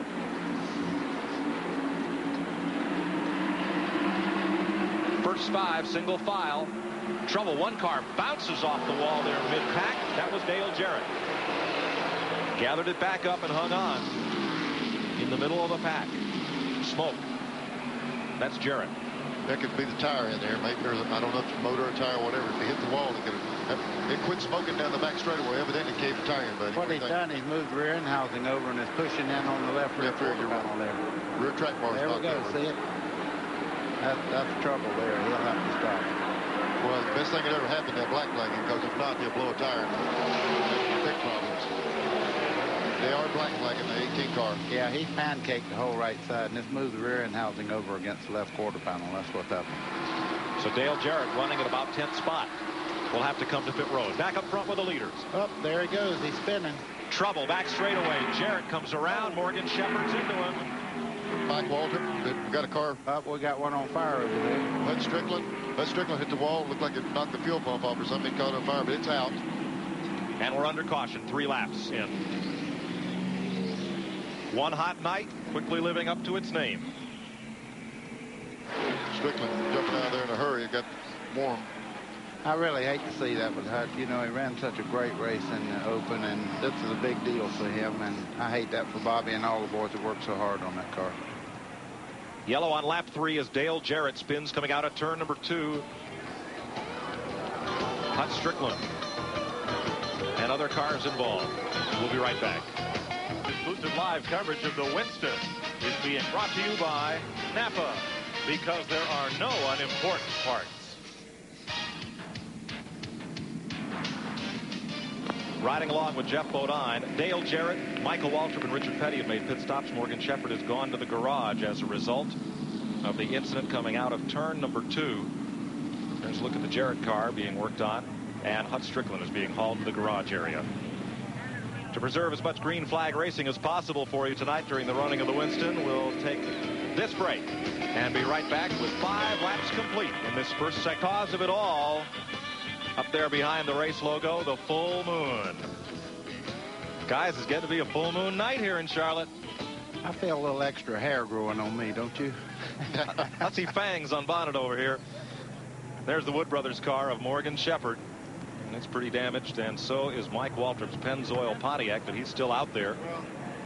Let's have a look at what happened from our backstretch speed shot. Here they come. Jarrett's car must have blown that tire where it was rubbing like Buddy was talking about with the track bar. Either the bar broke loose. He turned around, got out. You can't see him there. Got out against the outside wall. That's Jarrett sideways. The other guys, there's Jarrett coming around again. The guys behind him are in the middle of that smoke and they can't see. They start stacking up. There's Morgan Shepherd coming in right on the inside. That was Morgan that clipped Jarrett. Here we go from a different angle. There's Morgan Shepherd running into Jarrett coming across track. You can see that was Mike Waltrip in the middle of that crowd back there. Got hit in the rear. And there's the fire that Buddy was talking about earlier. That's Hut Strickland's car, I believe, up there, wasn't it, Buddy? Yeah, yeah. He must have hit real hard and knocked the fuel pump off, like you said. Richard Petty looked like he dodged the whole thing. Oh, he got in the back of Michael. Oh, no, that's Hut right there. Yeah. Yeah, Hut got in the back of Michael. Yep. Yeah. And like Buddy said, what happens is the fuel pump's really close to cross member, and they usually break it off, and it's just a flash fire, and it went right out. But, boy, Michael was really running in the other race while ago. It'd be nice to see him finish. Dale Jarrett's able to continue. And let's go to Glenn Jarrett with Morgan Shepherd. Morgan, tough break there early on. What happened? Well, Glenn, you know, I know you probably feel as bad as I do almost. It's your brother out there racing, and something was loose on his car on the Panhard bar, and causing the left rear tire to rub real hard on his car. And anyhow, when I first took off, something was wrong with Harry's car. It wouldn't go, and I got caught behind him, and I couldn't go. And we just all kind of got together when Dale's car turned sideways in front of me. Well, sorry for the tough luck. Back upstairs to Mike Joy for the start. Thanks, Glenn. There have been several pit stops, and it looks like Dale Jarrett just came in, made a quick stop and go, and he'll be about half a lap behind the field as they come down for green. It's Davey Allison and Rusty Wallace, and look at this, folks. Short track style restarts, double file. 8 laps complete. Back in turn 1. Here goes Davey. And 3 wide down the front straightaway. Somebody better give before they get the number 1 corner. Well, they did. That's Kenny Schrader running third behind Rusty Wallace, and up and on the outside, Bill Elliott's coming. Dale Earnhardt right behind him. That's second through 5th. Ooh, Schrader and Elliott get together. There's Earnhardt right on the bottom under both of them. Waltrip just hit the wall coming off the 4th turn. kind of a similar deal to what Jared did, but I don't think he did a lot of damage. If you'll notice off the fourth corner, when they come back off the corner up here, there's a row of patches up there. If you get a little bit high, buddy, I'm going to tell you that car will get right up in that wall with you. It's the second one we've seen graze the wall. Kenny Schrader gets kicked back a bit. Ricky Rudd's moved up. The tied car, number 5. Now Alan Kulwicki moving up on the outside of Schrader. And here comes his Hendrick stablemate, Darrell Walter. Jeff Bodine moving up. And second place is the battle. Elliott going to slingshot on by Rusty Wallace. Bill Elliott and Junior Johnson's Budweiser Ford goes for second. Earlier today, Elliott was just walking away from everybody in practice. This might be a thing that we're going to get to watch right. When he gets to the Texaco car, though, it's a little tougher to pass him than the rest of them. Long way from the leader back to Bill Elliott trying to make up some ground. And there's Rusty Wallace in the 2 car. A little bit strung out single file here. 10 down in this first 30-lap segment. Davey Allison trying to streak out from the field. He's got a 0.7 of a second lead on Bill Elliott. Let me show you the man who's moved up the most. Alan Kulwicki started 14th. He's in 6th place. Hooting along. Hooting along is right. He runs very well at Charlotte. Been on the pole here twice. He and Ricky Rudd have worked their way up through the field. Alan's car the last several months, the last couple of months here, has just been flying everywhere he's been. He's won races, and looks like he's got it working again. The car's always been fast, Neil, but now they've added good, clean, fast pit stops and engine reliability. And he's been right up there. There's Earnhardt in black. Mark Martin. They passed Olympic Dale Jarrett, chasing Rusty Wallace, and then Kulwicki and Schrader. I seen Schrader give Mr. Kulwicki a little hoot just in the middle of the corner down there. I think he wanted him to go on. Well, Kulwicki moved past him. You're riding with Jeff Bodine in the Bud Moore Igloo camera, and there's the Ford telemetry showing RPM and speed as he hustles off to turn number 1. A little over 8,100 with that maximum. Small amount of brake right there. You notice where the left front on that car is, right on that white line. If the car's working, that's where you have to run. You see that haziness out the windshield? Ricky Rudd spoke of just a bit. He says it looks just like daylight, only it's a little hazy. Do you get that feeling? No, I like it. Look at this. I mean, it couldn't be any clearer. No, you're right. Battle for 9th place. Kyle Petty has come up from the 9th row to run in 8th. Here's the battle for 9th right behind him. Terry Labonte, Ernie Irvan in the Kodak car. Labonte carrying the Sunoco colors. You said something a while ago. What did they decide? Are they going to take the fastest cars and put them in the rear after this first section, or what? Good question. They haven't told anybody. They won't until after this race is over. The fans voted. And T.G. Shepard and Katie Haas will have the vote and the announcement. Now, Ernie Irvan, remember, had trouble in qualifying. He had clutch trouble, and after they completed the pit stop, he couldn't get going. The Kodak car has moved from 17th on the grid to 10th. And Mark Martin has come right with him from 18th up to 11th in the Valvoline Ford. You're watching 4th place Dale Earnhardt and Ricky Rudd chasing him down. And there's the king, Richard Petty. Richard holding his own in this first 30-lap segment.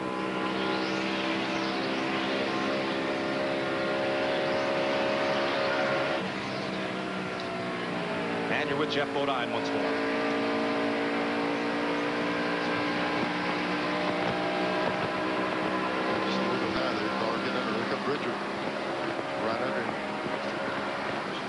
Like Buddy said, if you see a car off that bottom line, he's not wanting to be there. He's having to move up because that's the place to be.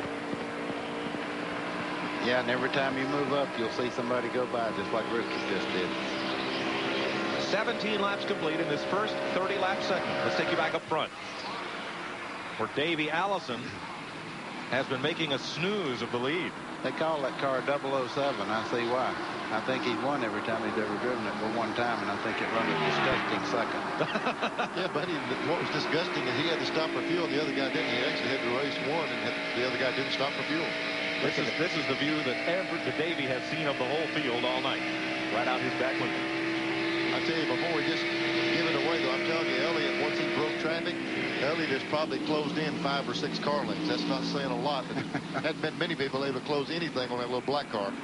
Well, as fast as that black car has run all week, that stealth bomber, I wouldn't be surprised if a lot of the folks putting the ballots in those boxes checked off invert the field and see what he can do from the back. R.J. Reynolds has an accounting firm tabulating those ballots, and after this 30-lap segment, they'll be giving the results of the balloting to Katie Haas and T.G. Shepard. And we'll see if they invert the field. Bill Elliott leads the Winston at 168 miles an hour per lap. We'll be right back. Davey Allison at 23 of 30 laps leads by 0.8 of a second. Bill Elliott has been unable to run him down. In third, Rusty Wallace. Fourth is Dale Earnhardt, and fifth is Kenny Schrader. Alan Kulwicki runs seventh. Runs sixth. Ernie Irvin is seventh. And Ricky Rudd had been up as high as fifth, but he is now dropped back to 8th position. I see a little bit of smoke coming out of that car as he starts in the corner. I don't know whether they might have got nudged in the left rear or something and have a little tire drag there. They were running pretty close. Let's see. 6 laps to go. And T.G. Shepard and Katie Haas will have the announcements what the fans decided, whether or not they'll invert the field. What are you chuckling about? But you got an idea which way they might go. Or did you vote? Kind of look at Rudd. Don't see any visible damage. That shot a hole in my idea. Yeah. He's not rubbing anything. Maybe the car is just going away a little bit. They can work on these things when they stop, you know. Of course, if he finishes in 10th spot, he doesn't move up or back, whether they invert the field or not. I mean, 10th out of 20 is still 10th. He's the only one that don't care, probably. 5 to go. 4th place. Little intramural racing among Chevrolets.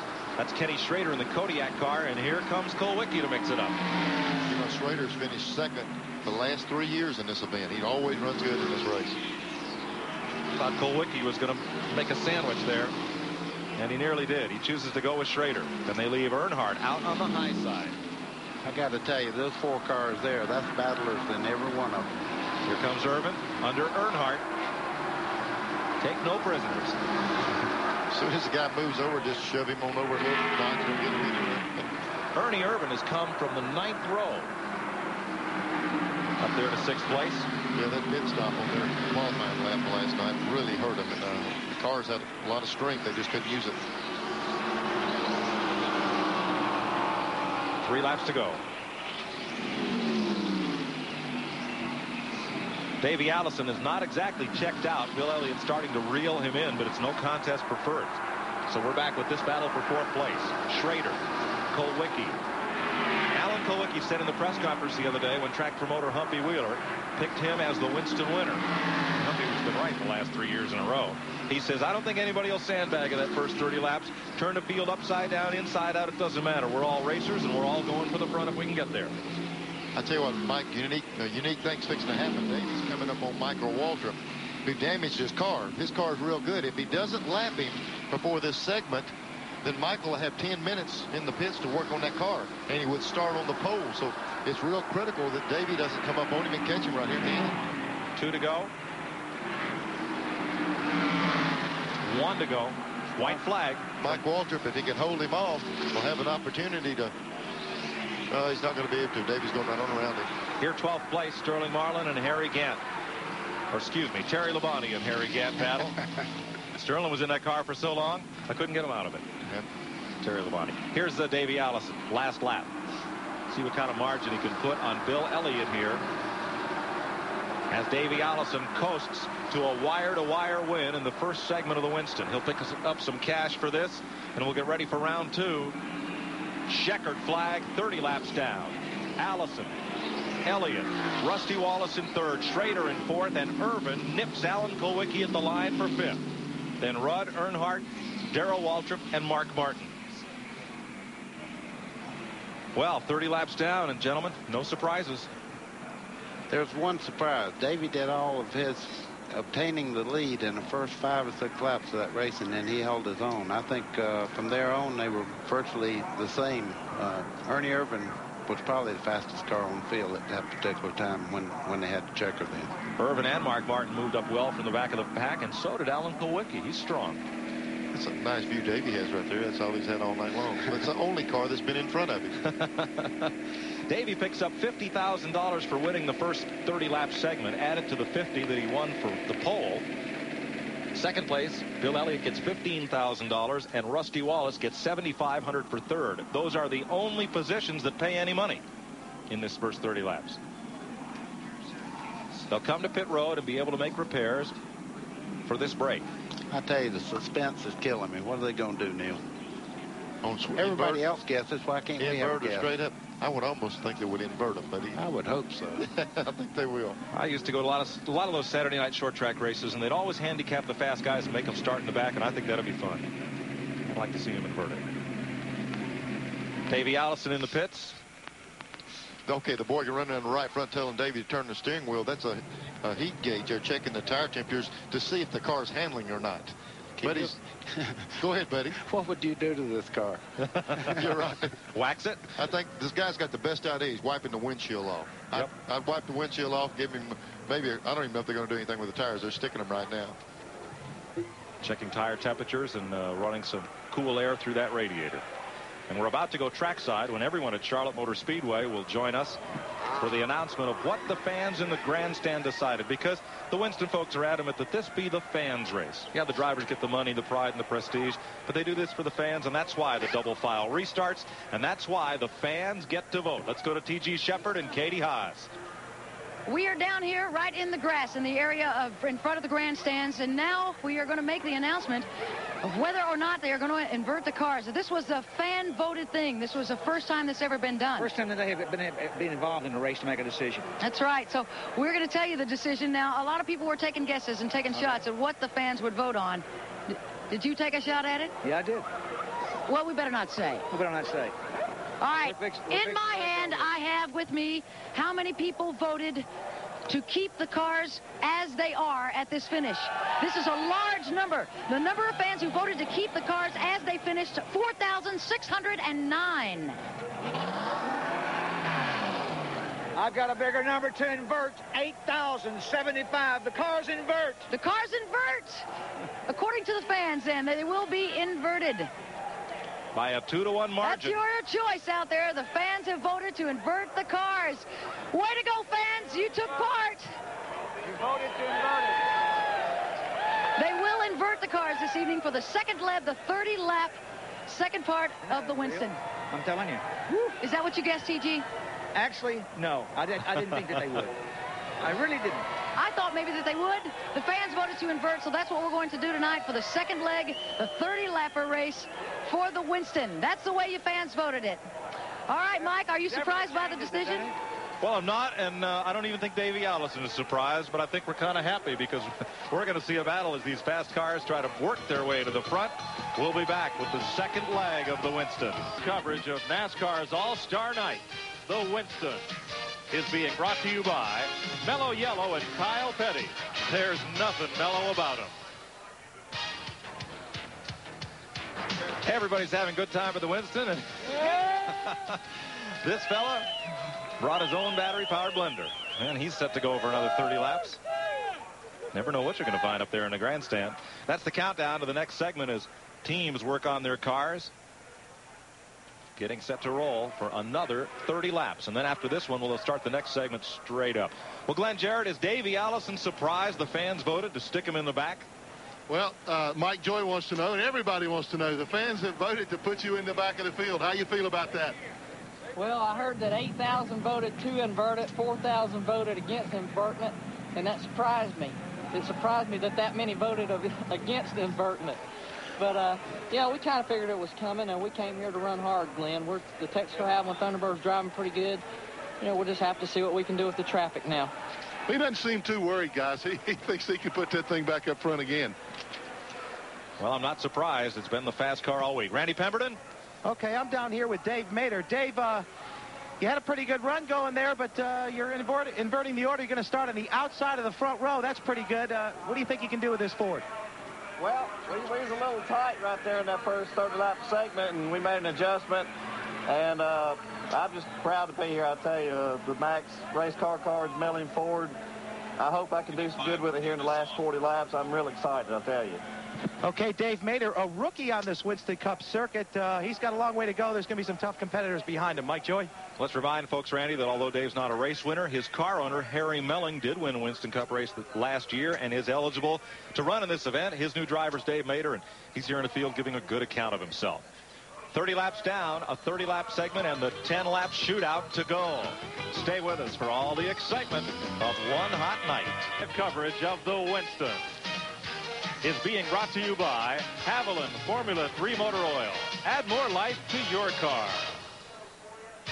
As the full moon beams down on Charlotte Motor Speedway and 1,000,000 watts of light show us there are 35 seconds before they fire them up for the next 30-lap segment in the running of the Winston. Mike, this is the way it's supposed to be on Saturday night racing. You take your fast guys, you put them in the rear, and you make them earn their money. That's the way it's always been all over the country on little half-mile, quarter-mile racetrack. Put your fast cars in the rear, give the fans a show, and this should be a great show, buddy. Let's remind folks at home, you may be watching your first Saturday night stock car race tonight, but the Winston Racing Series of NASCAR has great events every Saturday night at short tracks all around the country, and there's probably one near you. So next Saturday night, instead of sitting home watching TV, oops, should I say that? Instead of sitting home, well, I said it. Go to your local short track and see some good, hard-nosed heads-up racing all summer long. Well, they've given the command to start engines. There's Jeff Bodine. Bodine did not run too well in the first 10-lap segment of February's Busch Clash, but then he started up front and won the deciding 10-lap segment. Now he's starting on the pole in this one in the Bud Moore Ford. He's got a crafty old man calling shots in the pits there. I guarantee you, it's not by chance that happened that he's on the pole. I look for him to walk away with the second segment. Bud Moore loves to play poker. But I would like to see Richard Petty get the jump on him and lead one lap. This place would come down. You think that firework was big? Yeah. Richard Petty gets to lead this thing. I'm not sure that this thing could turn into one of those soccer routes that Petty ever takes the lead. I've always seen those stands fall over there. We don't need it over here. Petty gets in the lead. I don't know if the structure can take it. Well, this second 30-lap segment will also pay $50,000 to the winner, $15,000 for second and $7,500 for third. Here's the way to line up. Jeff Bodine is on the pole. Driving Bud Moore's Motorcraft Ford with our Igloo in-car camera. Dave Mader III in Harry Melling's Ford, the Max Race car. Then Richard Petty in the SDP Pontiac. Terry Labonte in the Sunoco Chevrolet. Harry Gant in the Skoll Oldsmobile. Kyle Petty in the Mellow Yellow Pontiac. Mark Martin in the Valvoline Ford. At 8th, Darrell Waltrip, the Western Auto Chevrolet. Then, 9th, Dale Earnhardt in the Goodwrench Chevy. And 10th, Ricky Rudd in the Tide Chevrolet. 11th is Alan Kulwicki's Hooters Ford. Ernie Irvin's Kodak Chevrolet. Kenny Schrader, the Kodiak Chevy. Rusty Wallace, the Miller Genuine Draft Pontiac. Bill Elliott, the Budweiser Ford. Davey Allison, the Texaco Haviland Ford. Then, one lap down, Michael Waltrip, the Pennzoil Pontiac. And Mark Martin has transmission trouble. He has no forward gears, and thus, boy, is it a full moon night or what? I tell you what, though, he's pretty smart. You see what he's doing. He's not just sitting there waiting on the record to get there. If he can get back in here and get that thing fixed, he can go right on racing. He hasn't lost a thing. He goes right back in the spot even. That's right, buddy, because they do not count the cautions, and depends on how good a reverse gear he's got in that thing. Well, from the exciting to the strange.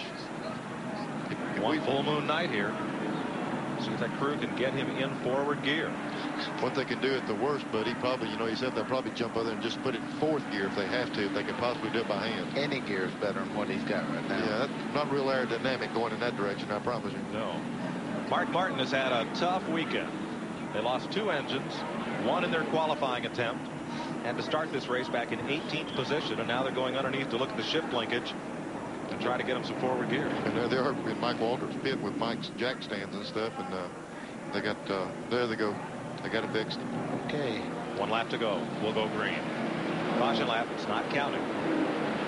No, they didn't get it fixed. They let it down, and Mark couldn't get the car to move. So they're going to have to try it again. Now they're probably going to go through that procedure and put it in just strictly fourth gear. There's a guy above the car. That's what I like to see them get those jack stands out there when they're working on them. There they go. Tony Glover coming over to help out from the Kodak crew. You know, that's one thing about Winston Cup racing. You think you'd ever see that in any other major sport where a guy that's got a race against him come over and try to help? He's hung in 2 gears right now. He's they manually put it probably in high gear, but it's still hung in the other gear it was in. So now he's locked up in 2 gears. Remember, Wally Dallenbach's crew is the man climbing underneath. Of course, that's also a Jack Roush car. So from the front, from the penthouse to the outhouse, Davey Allison goes to the back of the field. But boy, does that little outhouse he got run. Does it ever. Jeff Bodine up front. They'll be looking for green this time around, and they'll leave Mark Martin's car on pit road, still trying to get in gear. In the garage area, Morgan Shepherd and Hut Strickland as a result of the lap 3 crash in the first 30-lap segment. Now, this is the one that's going to be the race. The first segment just set it up. This should be the race right here.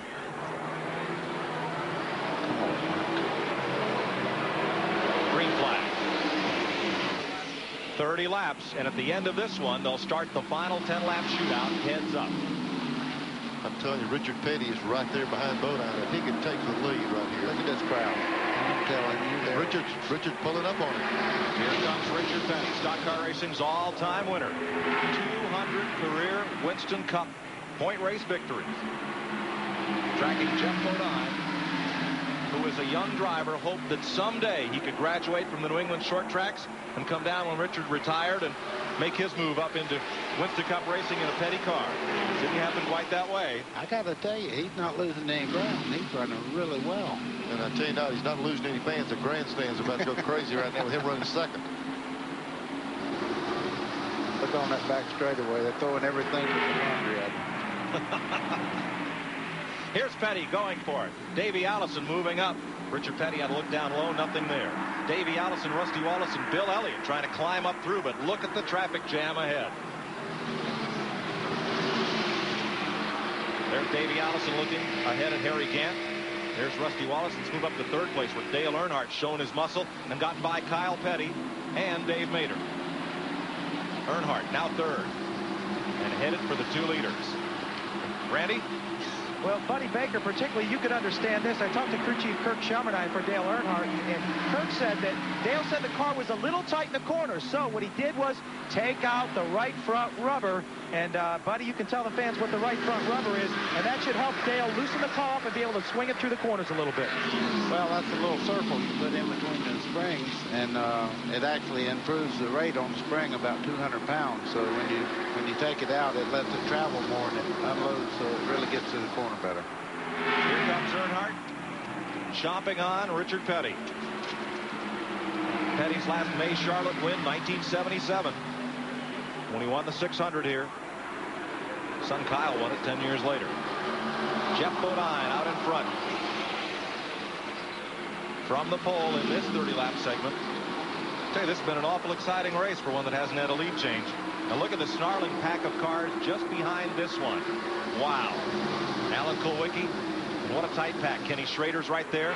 Ernie Irvin drafting along. Dave Mader up on the outside, and Ricky Rudd.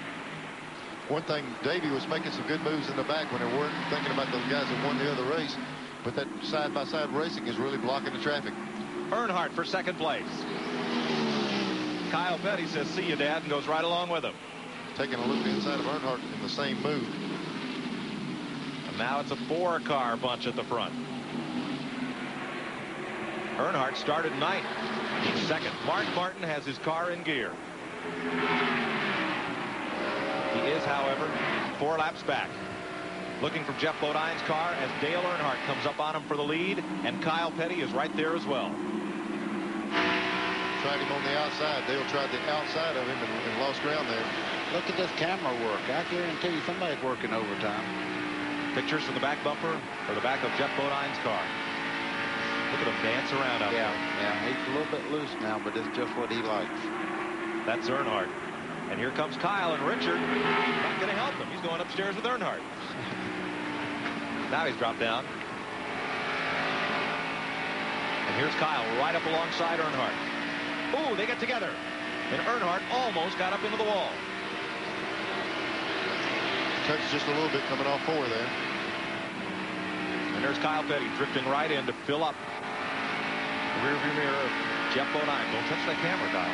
Here comes Kyle taking a look inside. Are they giving Kyle a yacht or something? He's really on the move here. Kyle Petty to the lead. And Richard Petty coming right in behind him. Richard got around Dale.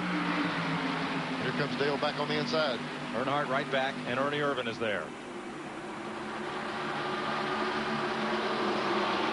And now it's the GM cars muscling up on the Fords. There's only one of them in the front pack, and that's Jeff Bodine. The only T-Bird at the front of the field in second place. Petty's Pontiac, Bodine's Ford, Earnhardt and Irvin in Chevrolets, then Richard Petty in a Pontiac, then Schrader and Kulwicki. A look at ninth place, where Bill Elliott has had trouble getting back to the front up against the Max Race Cards Ford of Dave Mader.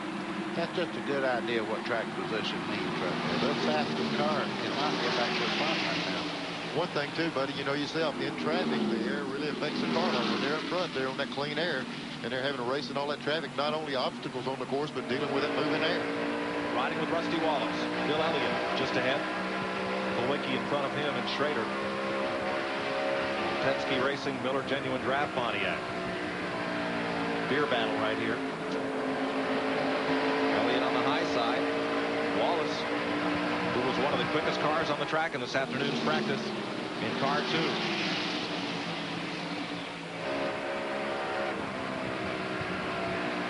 First to second now, half a second. As Kyle Petty steps out ahead of Dale Earnhardt. And we watch this battle. Bill Elliott made a real strong move on the outside of Kulwicki off the second turn and made the pass. Elliott's coming. Davey Allison not having quite as good luck with the traffic.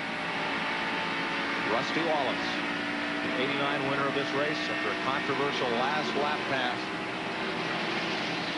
Looking to the outside just a bit on Alan Kulwicki. You know what? That makes you want to put on the brakes right there. That's so real. Listen to fuel pressure and all hopping there on the right gauge. There's Elliott moving up to the outside.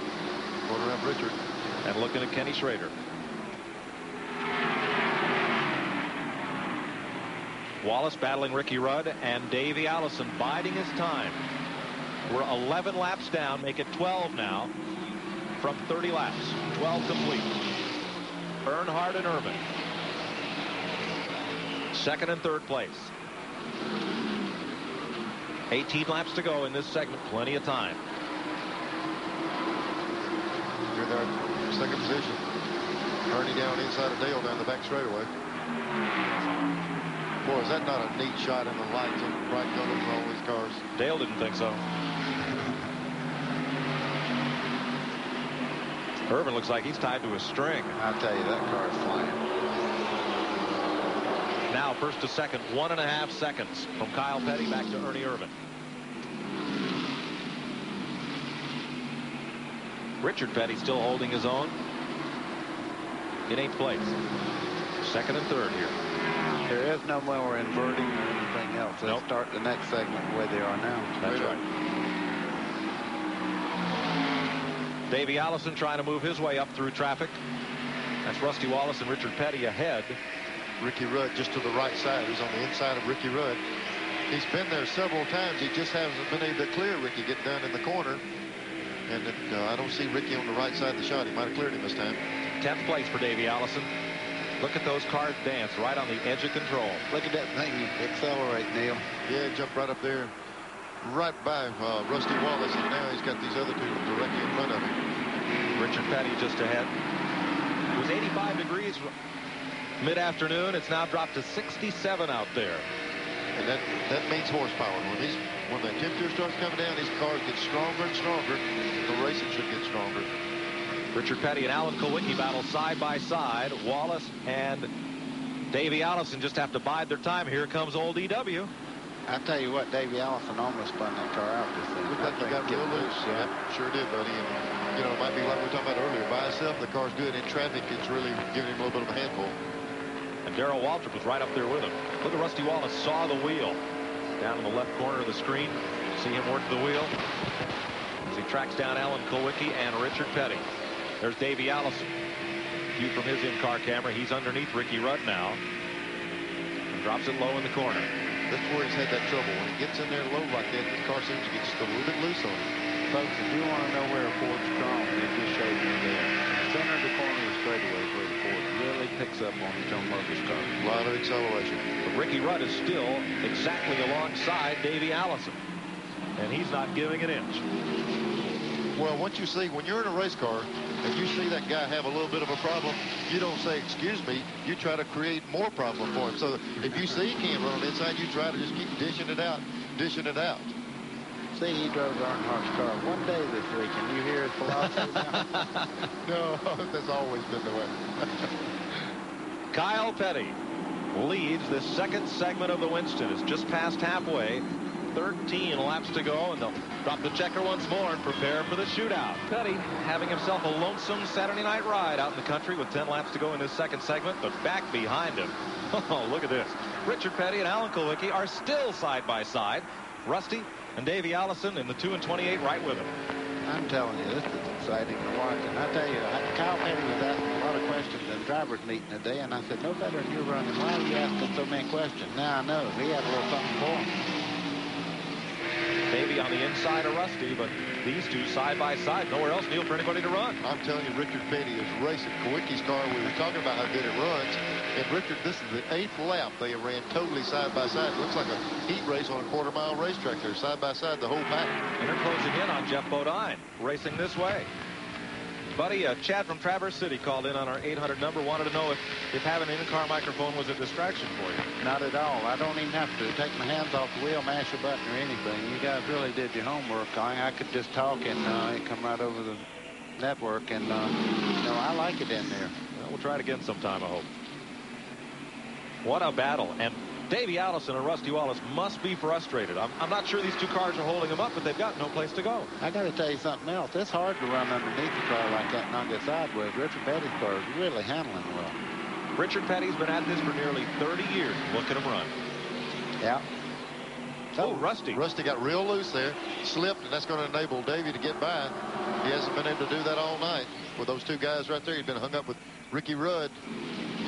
There's Mark Martin 6 laps down, but right in the middle of it, running hard with Darrell Waltrip there.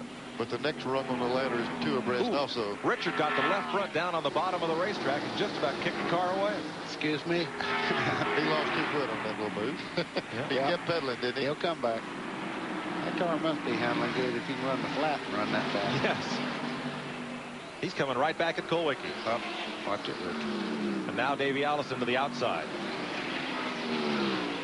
6 to go in this second segment. You know what, Neil? I can't believe how Davey does. He's just taking his time. He just cut the key on. But he's running awfully well. And I tell you, he's not. He knows the next section's where the cabbage is at. That was a pick and roll. Davey Allison used Michael Waltrip as a pick and Tim the King behind him, and away he went. He needs to get by a couple more cars. With this last segment with just 10 laps, the positioning in this segment here is going to be the key. Davey Allison is up to 8th. Pole sitter, fastest car here for much of the week. He's in 8th spot. Now running Jeff Bodine. He's down 7th spot. Looking at 6th. Kyle Petty leads it. Ernie Irvin, Dale Earnhardt, Kenny Schrader, Bill Elliott, Jeff Bodine, and then this pack. Darrell Waltrip's come up well. He's been doing it on the outside. Yeah, I noticed he's running higher than anybody else here, but, whatever works, that's what you have to do. He's tacked right on to Davey Allison. It's kind of fitting that you would never see Darrell until you get down toward the finish, and there he is. Yeah, well, he knows something about Charlotte. All you got to do is look at the races he's going here. Jeff Bodine down to the inside now. Richard Petty's moved past, and Rusty Wallace never made it through that knot of traffic. He's back behind Bodine. We never did mention that Mark Martin is back in the race, but I think he lost several laps. He is 6 laps behind. Okay. Mike Waltrip is 2 laps back. Dale Jarrett's gone to the garage, joining Morgan Shepherd and Hut Strickland. There's Harry Gant coming up on Jeff Bodine as Rusty Wallace moves by. 3 to go. 2 laps to go in this segment next time by. Boy, I tell you, Kyle Petty checked out. Felix must have made him a big money offer. Buddy, we got to find out what the deal is. They give him something every time he wins. I don't know what it is, but it'll be fantastic. I can't wait to read about it. Could be the condo. 2 laps to go. Then they'll take a 4-lap break. Pit stops if they want without losing position, and then the 10-lap shootout to decide it all. Kyle Petty looking at $50,000 1 lap from now for winning the second segment. Ernie Irvan, Dale Earnhardt just kind of staying hooked up. Then Schrader. Then a long gap back to Bill Elliott, who cleared all the traffic but couldn't run down the leaders. I'm picking Kyle to win this segment. Thank you, Karnak. They've been asking me all day who thought we'd start the second segment. And these guys have got a good chance for second and third. 1 lap to go. The best I can do. The last lap. Out of turn number 4 for $50,000. Felix Sabates, mellow yellow Pontiac. Kyle Petty gets $50,000. Ernie Irvan, $15,000 for second. Dale Earnhardt for third. Margin 1.78 seconds first to second. And the next segment they will start straight up. I know one thing, and this is not a 9-point race, but that's the first GM win against the strong fleet of Fords all year long. So even though it was an invert, they might as well enjoy it while they can. That's for sure. So Kyle Petty picks up $50,000. And we'll be ready for the final 10-lap shootout on One Hot Night right after these messages on TNN. We're back at Charlotte Motor Speedway, getting set for the final 10-lap shootout here in the Winston. Mike Joy with Neil Bonnet and Buddy Baker topside. Randy Pemberton, Glenn Jarrett on pit road. Neil, the Carson people called. They tell me the Karnak is taken, so we're going to have to call you Car Crash the Magnificent if you're going to keep making these predictions. I tell you, it's the best prediction I made in months, and you took light. Sorry. Here's our Igloo in-car camera on Jeff Bodine and the Budmore Motorcraft Ford. You could hardly tell. Look at all this. That thing's decaled to death, isn't it? It's pretty good. Davey Allison and Rusty Wallace want to thank all 3 of those race teams for carrying our onboard cameras tonight as One Hot Night continues. I like this racing under the nights on a super speedway. I think this looks great. Mike, I was just fixing to say, how in the world can anybody look at that facility right there and say you couldn't put one more light on it and make it any better than it is? There's Dale Earnhardt. Let's have a look at how the lineup so folks you watching at home can handicap the field and figure out who's going to take home the money. Kyle Petty's Pontiac, Ernie Irvan's Chevrolet, Dale Earnhardt and Kenny Schrader in Chevys. That's row 2. There the Fords, Bill Elliott, Davey Allison, Alan Kulwicki, and Darrell Waltrip Chevy in 8th. Ricky Rudd Chevrolet, Richard Petty's Pontiac, Pontiac for Rusty Wallace, and an Olds for Harry Gant. Jeff Bodine's Ford, Terry Labonte's Chevy, Dave Mader's Ford, and Mike Waltrip 2 laps down. Mark Martin is 6 laps in arrears. Dale Jarrett, Morgan Shepherd, and Hut Strickland have gone to the garage. Wipe of the windshield for Darrell. I saw them around. Looked like they were either cleaning the grill off or something on the front of the car. Also, it might be a little bit warm. I saw them pulling tape off, it looked like. Now they're able to make pit stops under this period, this hiatus, without losing their position. Right. He'll go right back where he's running. Check a flag come out. The winner of this segment, of course, gets the trophy, gets to kiss everybody in victory lane, and gets $200,000. I don't know about the kissing part, but the 200,000 sounds pretty good to me. There's no telling who's in victory lane. 1 lap to go. We'll go racing. Kyle Petty has already knocked down $50,000 for winning the second segment. Glenn Jarrett. Mike, I'm in Davey Allison's pit right now. Larry McReynolds is here. Larry, the car didn't seem to be quite as good that time. A lot of traffic to maneuver, but you still had to make a chassis adjustment. Yeah, we just keep trying to work on it, to make it better. It wasn't quite as good as it was the first segment, but we didn't really have to race nobody the first segment. That makes a difference. So we got to race them now for 10 laps, and we'll see what we got. You think you got enough for them? I don't know. There's some strong cars up there in their top 5 slots. All right, another interested party down there, Randy Pemberton. Well, I've got an interesting party and an interested part in this. Robin, my brother, did a good job on that last pit stop for these guys. What'd you do to the car to make it better? We just made a spring adjustment in the right rear and knocked some spoiler out of it. I'm just here hanging out with these guys. You know, it's nothing that I did. It's good team effort. I hope it works out for everybody. What about the 10-lap sprint? Can he do the same as he did in the 30 laps? I hope so. Track position means a lot. You know, Ernie's he's pretty spunky, and so is Dale. So we'll just see what happens. What's Kyle get from Felix if he wins? I guess we're going to run next week, too. He gets to borrow Felix's car one more week. And if he loses, he has to run next week. That's right. 10 laps, folks. $200,000 is on the line. Made your picks. Kyle Petty's on the pole. Ernie Irvan is right alongside. Dale Earnhardt and Kenny Schrader. Elliott, Allison, Kulwicki, Waltrip, and on back. Green flag. 10 laps to decide bragging rights for a whole year. And it's Kyle Petty, and here comes Earnhardt on the bottom. Boy, I'll tell you what, if Kyle can make a break with Dale and Ernie Irvan side by side, he might get a little bit of distance on the whole pack. Now Schrader, watch the white car in fourth place. He's right in the middle of the corner, and that gets the two Fords blocked up right behind him. However, these two Chevys are not going to go single file. You know, buddy, we've seen this over and over. Two cars get side by side, and they don't have to do this for just a few laps. And look at Kyle Petty pulling away. It's about a half a second different per lap when you're running side by side and out and clean there by yourself. Davey Allison moving up. The battle that squadron of Chevrolets. Schrader, the white car, Earnhardt in black, and Ernie Irvan in yellow. I doubt seriously any one of the GM cars is going to move over and let the Fords try to run Kyle down. They're going to make him have to work for everything again. Coach Day getting on the outside. Said they made a chassis adjustment. Ernie really loose up in the top. And Schrader and Allison collide. Hold your breath, folks, for about 8 more laps. Yeah, and I tell you who's holding his breath is Kyle Petty. He is checking out while they're doing this 3 abreast. Let's count it 3 across. Let's try 4. There's one trying to get in the middle there. Davey, I'm going to look at this. Davey just couldn't wait any longer. He had to go for the bottom of the racetrack, and boom, goodbye. Well, these dogs can fight for the scraps. That's all that's left. Oh, we're Waltrip in the grab. Oh, this was not going to straighten out. Yeah, it did. Yeah, he is. He's been there before. I'm telling you what. Darrell. Whoa. He missed Elmo. What a piece of driving. Missed the pace car. They're not going to put the caution flag out. Oh, that's what Kyle Petty is solid. There it comes. There it comes.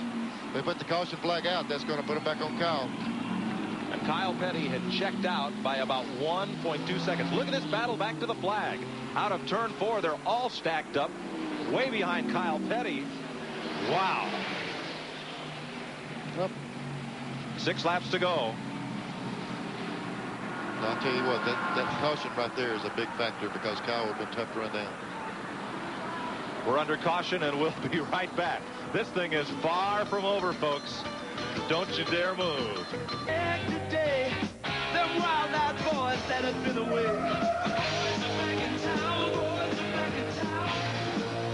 The Miller Genuine Draft Rusty Wallace stock car is back in town. So you better hold on. Spread the word around. Well, they're enjoying the Winston from inside the Speedway Club high atop Charlotte Motor Speedway, as we are here, and we hope you are all across the country on NASCAR's country home, the Nashville Network. Out in the grandstand, they're having a great time. Down on pit road, they're all holding their breath. And they will for 7 more laps. Now, during this caution period, Ernie Irvan, Richard Petty, Harry Gant, Jeff Bodine, and Darrell Waltrip all came in and made pit stops. Well, you talk about a critical restart. When they redo this thing for $200 grand, there's going to be some shifting gears and winding some motors up. To remind you that Kyle Petty was ahead of Dale Earnhardt by 1.1 seconds before that caution flag. And the light is still on the safety car. We'll get 1 more lap. Glenn Jarrett? Well, Mike, they're a little nervous, a little concerned down here in Davey Allison's pit still. They made that chassis adjustment to try to get the car back to normal. Davey says the car still has just a little bit of a push, but it's not bad enough to bring it in and give up that all-important track position with only 7 laps left. They don't know whether he can do it or not. Davey seems to think that he can. Darrell Waltrip's car is okay after that spin. swirl down through the grass, and we're getting set to go restart. And here we go again, folks. Double file restarts. Saturday night short track style. There's Darrell Waltrip. He's okay after making the pit stops. Here's another look. Look at this jam session. A couple of them got together. Man, he went across there. But he had the car just about under control, and it came back out from under him on this next road right here. Took a big bounce here. Yep. Really kicked him around. Got him. Yep. You think Elmo was holding his breath? Elmo Langley, the pace car driver? He was just to the left of Darrell there. Just barely. Elmo's been closer than that before. He'll get in there and mix it up with you too in his day, wouldn't he, buddy? I guarantee you. I can't believe he shot. Look at all the gauges. I'll tell you this night. I'm telling you, I'm not so sure it's better than day racing. It's so much better than just the clarity on everything we have. To remind you, earlier tonight, one of our 800 numbered calls, Robbie Faggart won the Winston 100 for Sportsman cars over Dennis Setzer and Freddie Query, Mark Cox and Peter Gibbons. Mike Waltrip and Hut Strickland transferred into this race by finishing 1-2 in the Winston Open ahead of Greg Sachs, Dick Trickle, and Jimmy Hensley. Getting set for green. This is an engine builder's nightmare. You're fixing to see some RPMs on shifting gears. They'll twist these motors out of the frame with just a few laps to go to try to get a good start. Looking for green. Kyle Petty inside, Dale Earnhardt outside, and Davey Allison restarting third. We're back to green. 7 laps to go. Now let's see how strong Kyle is in the corner if he can get away from Earnhardt. You better watch this 28. I'm telling you, that car is accelerating. Earnhardt took the lead around Kyle, but there comes the 28 up inside like a rocket. With nobody to draft with, he's going to pop up into second place.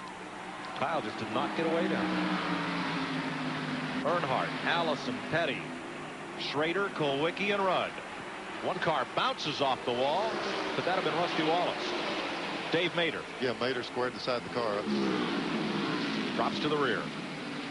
6 laps to go. That Ford of Davies now. Ricky Rudd caught up high. Drops a spot.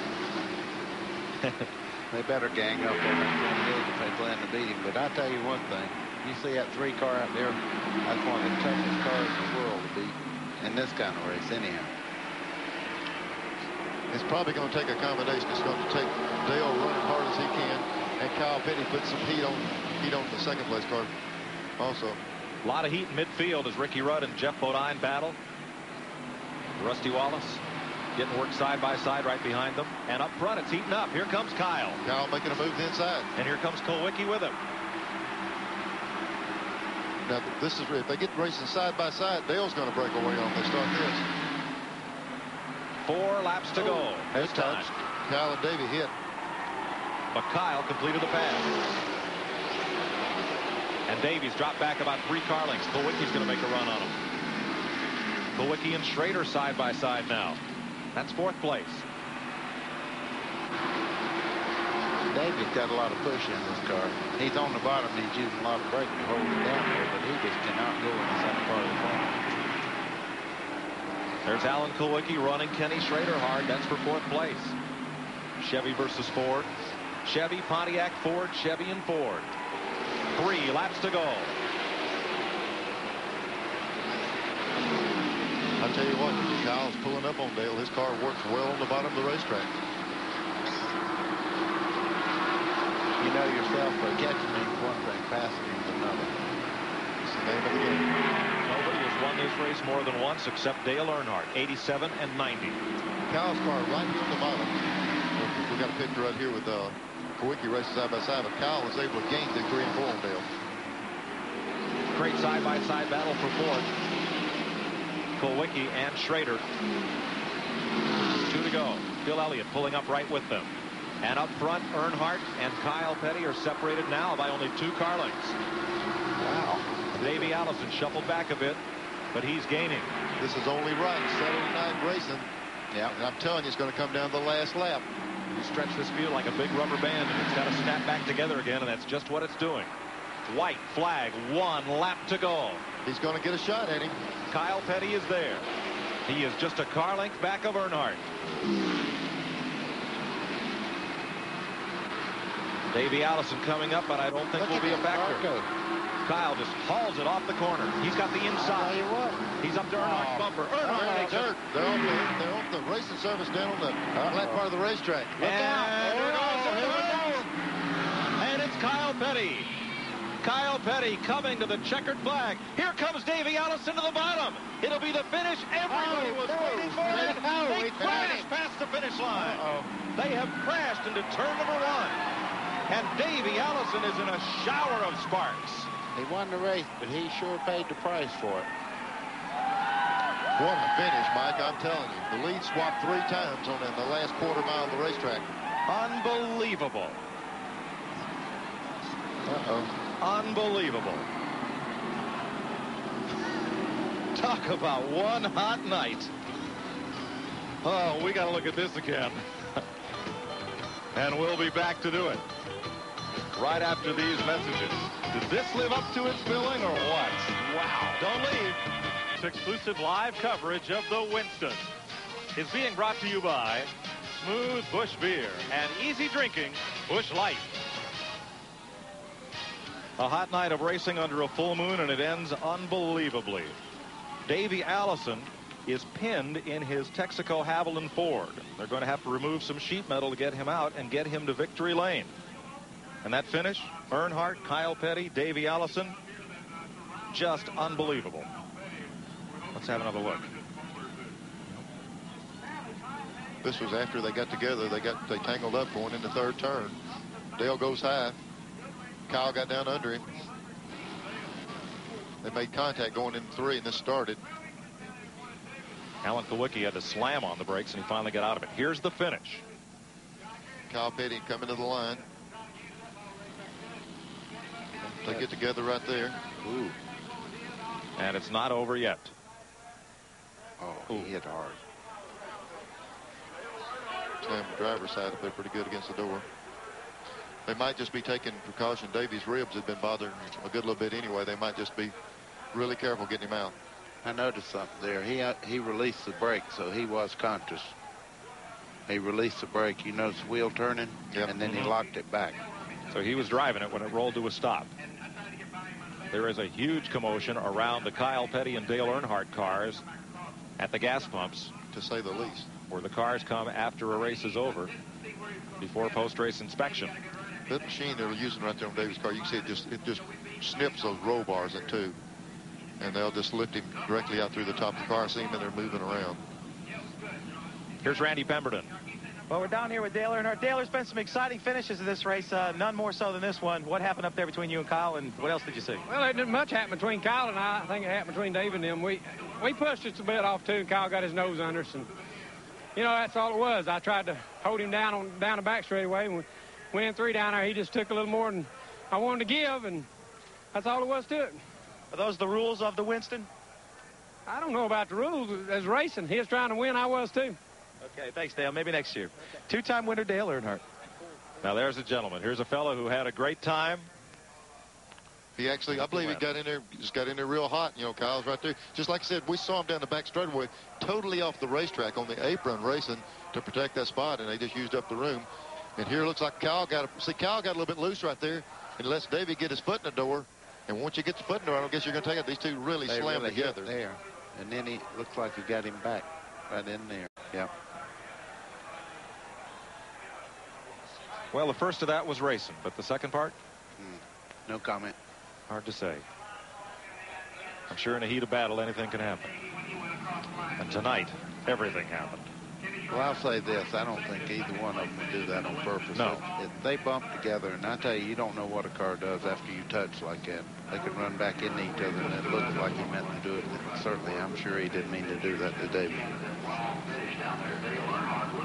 Well, there's our race winner, though that's not victory lane. We'll get there in a little bit. Randy? I'm here with Kyle Petty. Kyle, you drove your heart out. You tried to do what you had to do there in the last lap. What happened? Well, you know, I got up under Dale. He pushed out the lap before that down and coming off 2. And I got up under him, and he run me all the way down the inside, and it bottomed out hard, man. And when we went in 3, we just had a bad angle going in 3, and you couldn't get a good run going in 3. And his car got out from under him, and I had to wait on him, and I had a bad run, and Davey got a good, really good run at me. And there was just nothing I could do with Davey, you know. And we beat and banged all the way down through here, and as we come across the line, then he ended up trying to take me out a little further, and he spun around in front of me, and it was my fault. I probably should have backed out before then. Kyle, your best finish in the Winston's been about a 12th. You got to feel pleased about the way that car worked.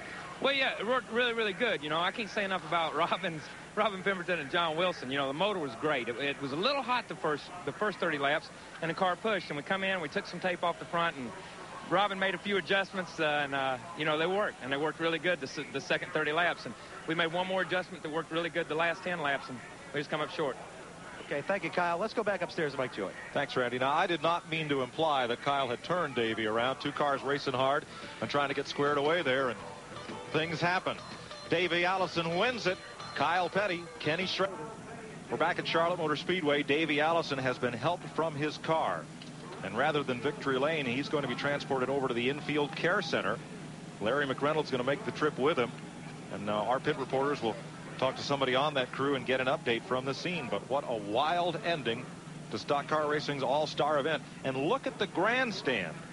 The race is over, folks, but nobody's leaving. Mike, you know yourself, usually when the checkered flag falls, the place empties, and everybody runs to get out of here, this big traffic jam. In this thing, there's very few people have left the race. They don't realize the race is over. I think everybody's just stunned, Neil, as we are sitting up here. We're going to have another look at that last lap from turn number 2 and all the way around. And just have a look at what happened and what led to this wild finish. Here's the final lap. You know, Dale said himself, they said that Dale pushed up, seen push up high right there. That enables Kyle to get down. Well, Dale's coming over, and that gray area is off the racing surface. They're down on the apron. They get in the corner right here. Dale's car, the back end comes out from under it. Kyle said he had to lift at that point. That lets Davey really get the momentum up. Boy, they did a good job missing him. And they're coming to the line right here, and they just get together, coming to the line. They tag right at the start-finish line. And I don't think going into turn 3 that Kyle Petty touched Earnhardt. And I don't think that guy was holding number 1 up either, just saying to somebody. Somebody's number 1. There's the aftermath. Everybody has their own opinions. I know why everybody's sitting here. They want to see how Davey's doing. Yep. I guarantee you. Well, I've just never been at a racetrack that when it was over that everybody didn't leave. And I would say 85% of the people are still here. There's Robert Yates standing there. Larry McReynolds was there when Davey left, so hopefully I will say this, too. When you see them putting him in the ambulance like that with all the equipment on him, they do that for precaution. That does not mean that he's in that kind of... Buddy, you and I both know that if there's a facility that takes care of the drivers right here at Charlotte, they really work on all their equipment here, and if he had sprained his wrist, they're going to wrap it up. They're going to put him on that stretcher and take him to that hospital and take a look at him.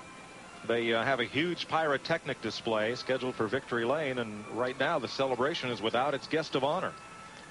Not only that, they said there's going to be a fireworks display on the back straightaway. It's going to last forever, and I hadn't seen a firecracker go off. We just had it on the front straightaway. Yeah, we sure had fireworks over here also. It looked like it lasted forever. Davey Allison has won the Winston. What a finish. We'll be right back. Speedway, where we just saw a fantastic race. And we're getting some reaction from the fans. We have some Kyle Petty fans behind us. We have some Davey Allison fans over here. I'm telling you, one of the best ways to get the story on what happened is to go to our racing experts. Here's one of them, Mike Joy. Katie, we're all still trying to figure it out. And look at the crowd is here. They're awaiting word on Davey Allison.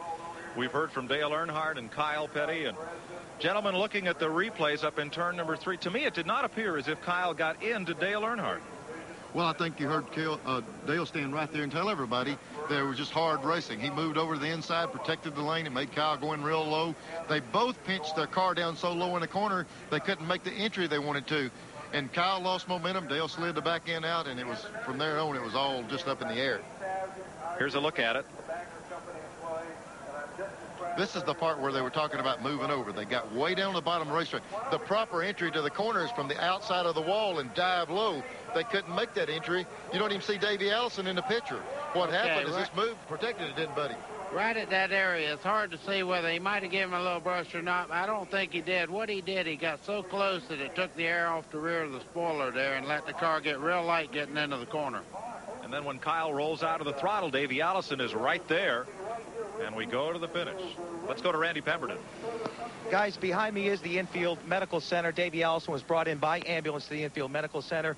crew chief Larry McReynolds sent word to me that Davey Allison is okay. So all the fans, Davey Allison fans, can rest assured that Davey is all right. He also sent word to find Davey's wife and let her know that Davey is okay. Well, he and Robert Yates in that group are going to get to cash about $300,000 tonight. 50 for winning the pole, 50 for winning a segment, and $200,000 for winning the end of it. I'm still trying to puzzle this out. I'm telling you, you know, that's such a shame to see that car have such a bitter end there. That car has won every race that it's ever run here at Charlotte, except one, and it run a terrible second then. And it's just, you know, it's been a great race car, and I certainly hope, and I know Neil, I mean, he's seen David grow up. I'm sure you want him to be well, and I think he's okay. He was moving his hands and all when he got out of the car. Yeah, I think Davey's going to be okay. They wouldn't tell you that, but what you start looking at then is next week up here, $1 million on the line, and that car there was the guy that really had a shot at doing it. Well, buddy, 3 different drivers thought they had this one at some point during the last lap. I know you've been there. Well, I tell you, when you have that much money up, and this is a shootout, you know, and as you look at the replays, it was easy to say this guy did that and that guy did that, and then you really analyze it and you see, well, everybody didn't make a mistake. Maybe Earnhardt wasn't touched. He just drove his heart out, you know, trying to win the race, and the car got around on him on the front straightaway. When those 2 cars hit the first time, you don't know what might happen from there on. It was just a lot of good, hard racing, and unfortunately, Davey got the worst end of it, but he did win the race, and I'm sure that Davey, you know, he was injured a couple of weeks back, so that had a lot to do with the injury that he occurred tonight. I mean, if he'd have been healthy as he normally is, I don't think he would have been hurt quite as much as he was. Well, they said expect the unexpected. Everybody got their nickels worth. I'll tell you what, I guess the key, Mike, is we went playing dominoes. We're racing. That's for sure. And we'll be back with more from Charlotte Motor Speedway on One Hot Night. Exclusive live coverage of NASCAR's All-Star Night, the Winston, has been brought to you by Haviland Formula 3 Motor Oil. Add more life to your car. By Miller Genuine Draft, cold filtered for real draft taste, so get out of the old, get into the cold. By Goodyear, the unanimous choice of every NASCAR Winston Cup team. And by Fram Oil Filters. Fram, you can pay a little now or a lot later. In 1976, when David Pearson won the Daytona 500 after a last lap crash with Richard Petty, they ran what was left of his car to victory lane. They did the same thing for Benny Parsons at Rockingham when they clinched the Winston Cup championship. And tonight, on the flatbed, Davey Allison's car is going to victory lane. Glenn?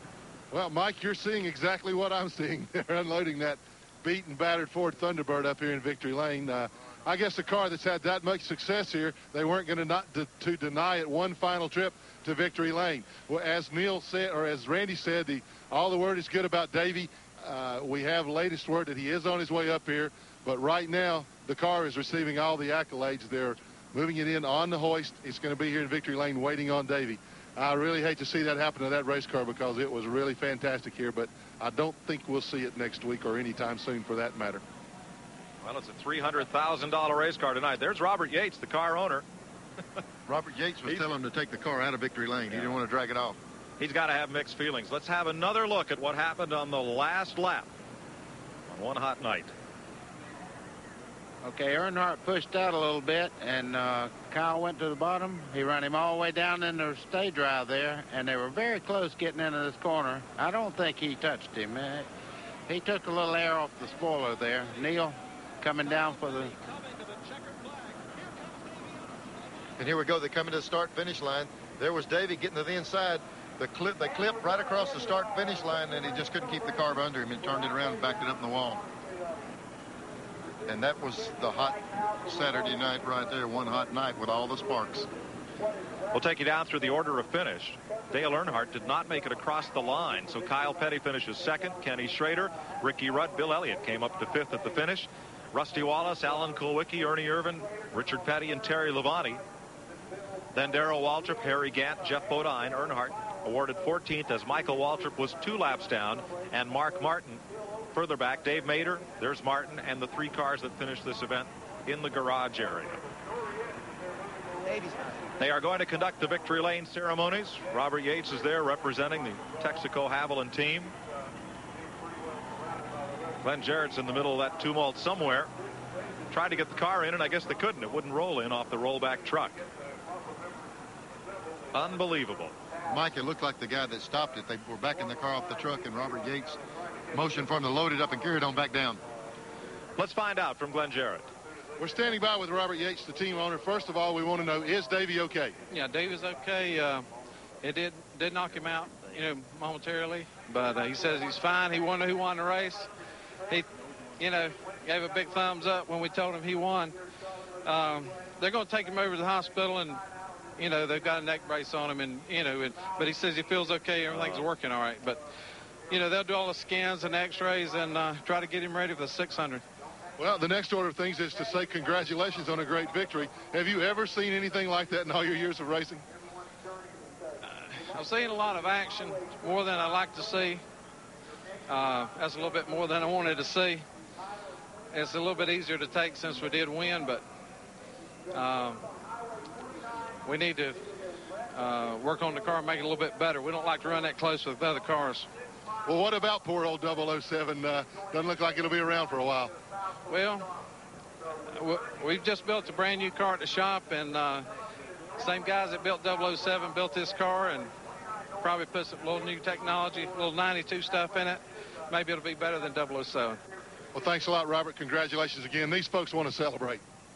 Glenn, we're going to go down to the grandstand in a second, but Buddy Baker makes an interesting point. That race car had a chance to earn Robert and Davey an even bigger purse. Yeah, he's going for $1 million here in the World 600, and that was their trump card. That's their best race car, and also Davey Allison's injured a little bit, so that's a very, when he says mixed emotions, I know where he's coming from. That's the Winston Million, any driver who wins 3 of the big 4. And Davey Allison has won 2 of them, Daytona and Talladega already. Let's go back down to the Speedway Club. T.G. Shepard, Katie Haas. Well, Mike, T.G., why don't we ask this crowd, did y'all have one hot night? I believe they did. I had a good time.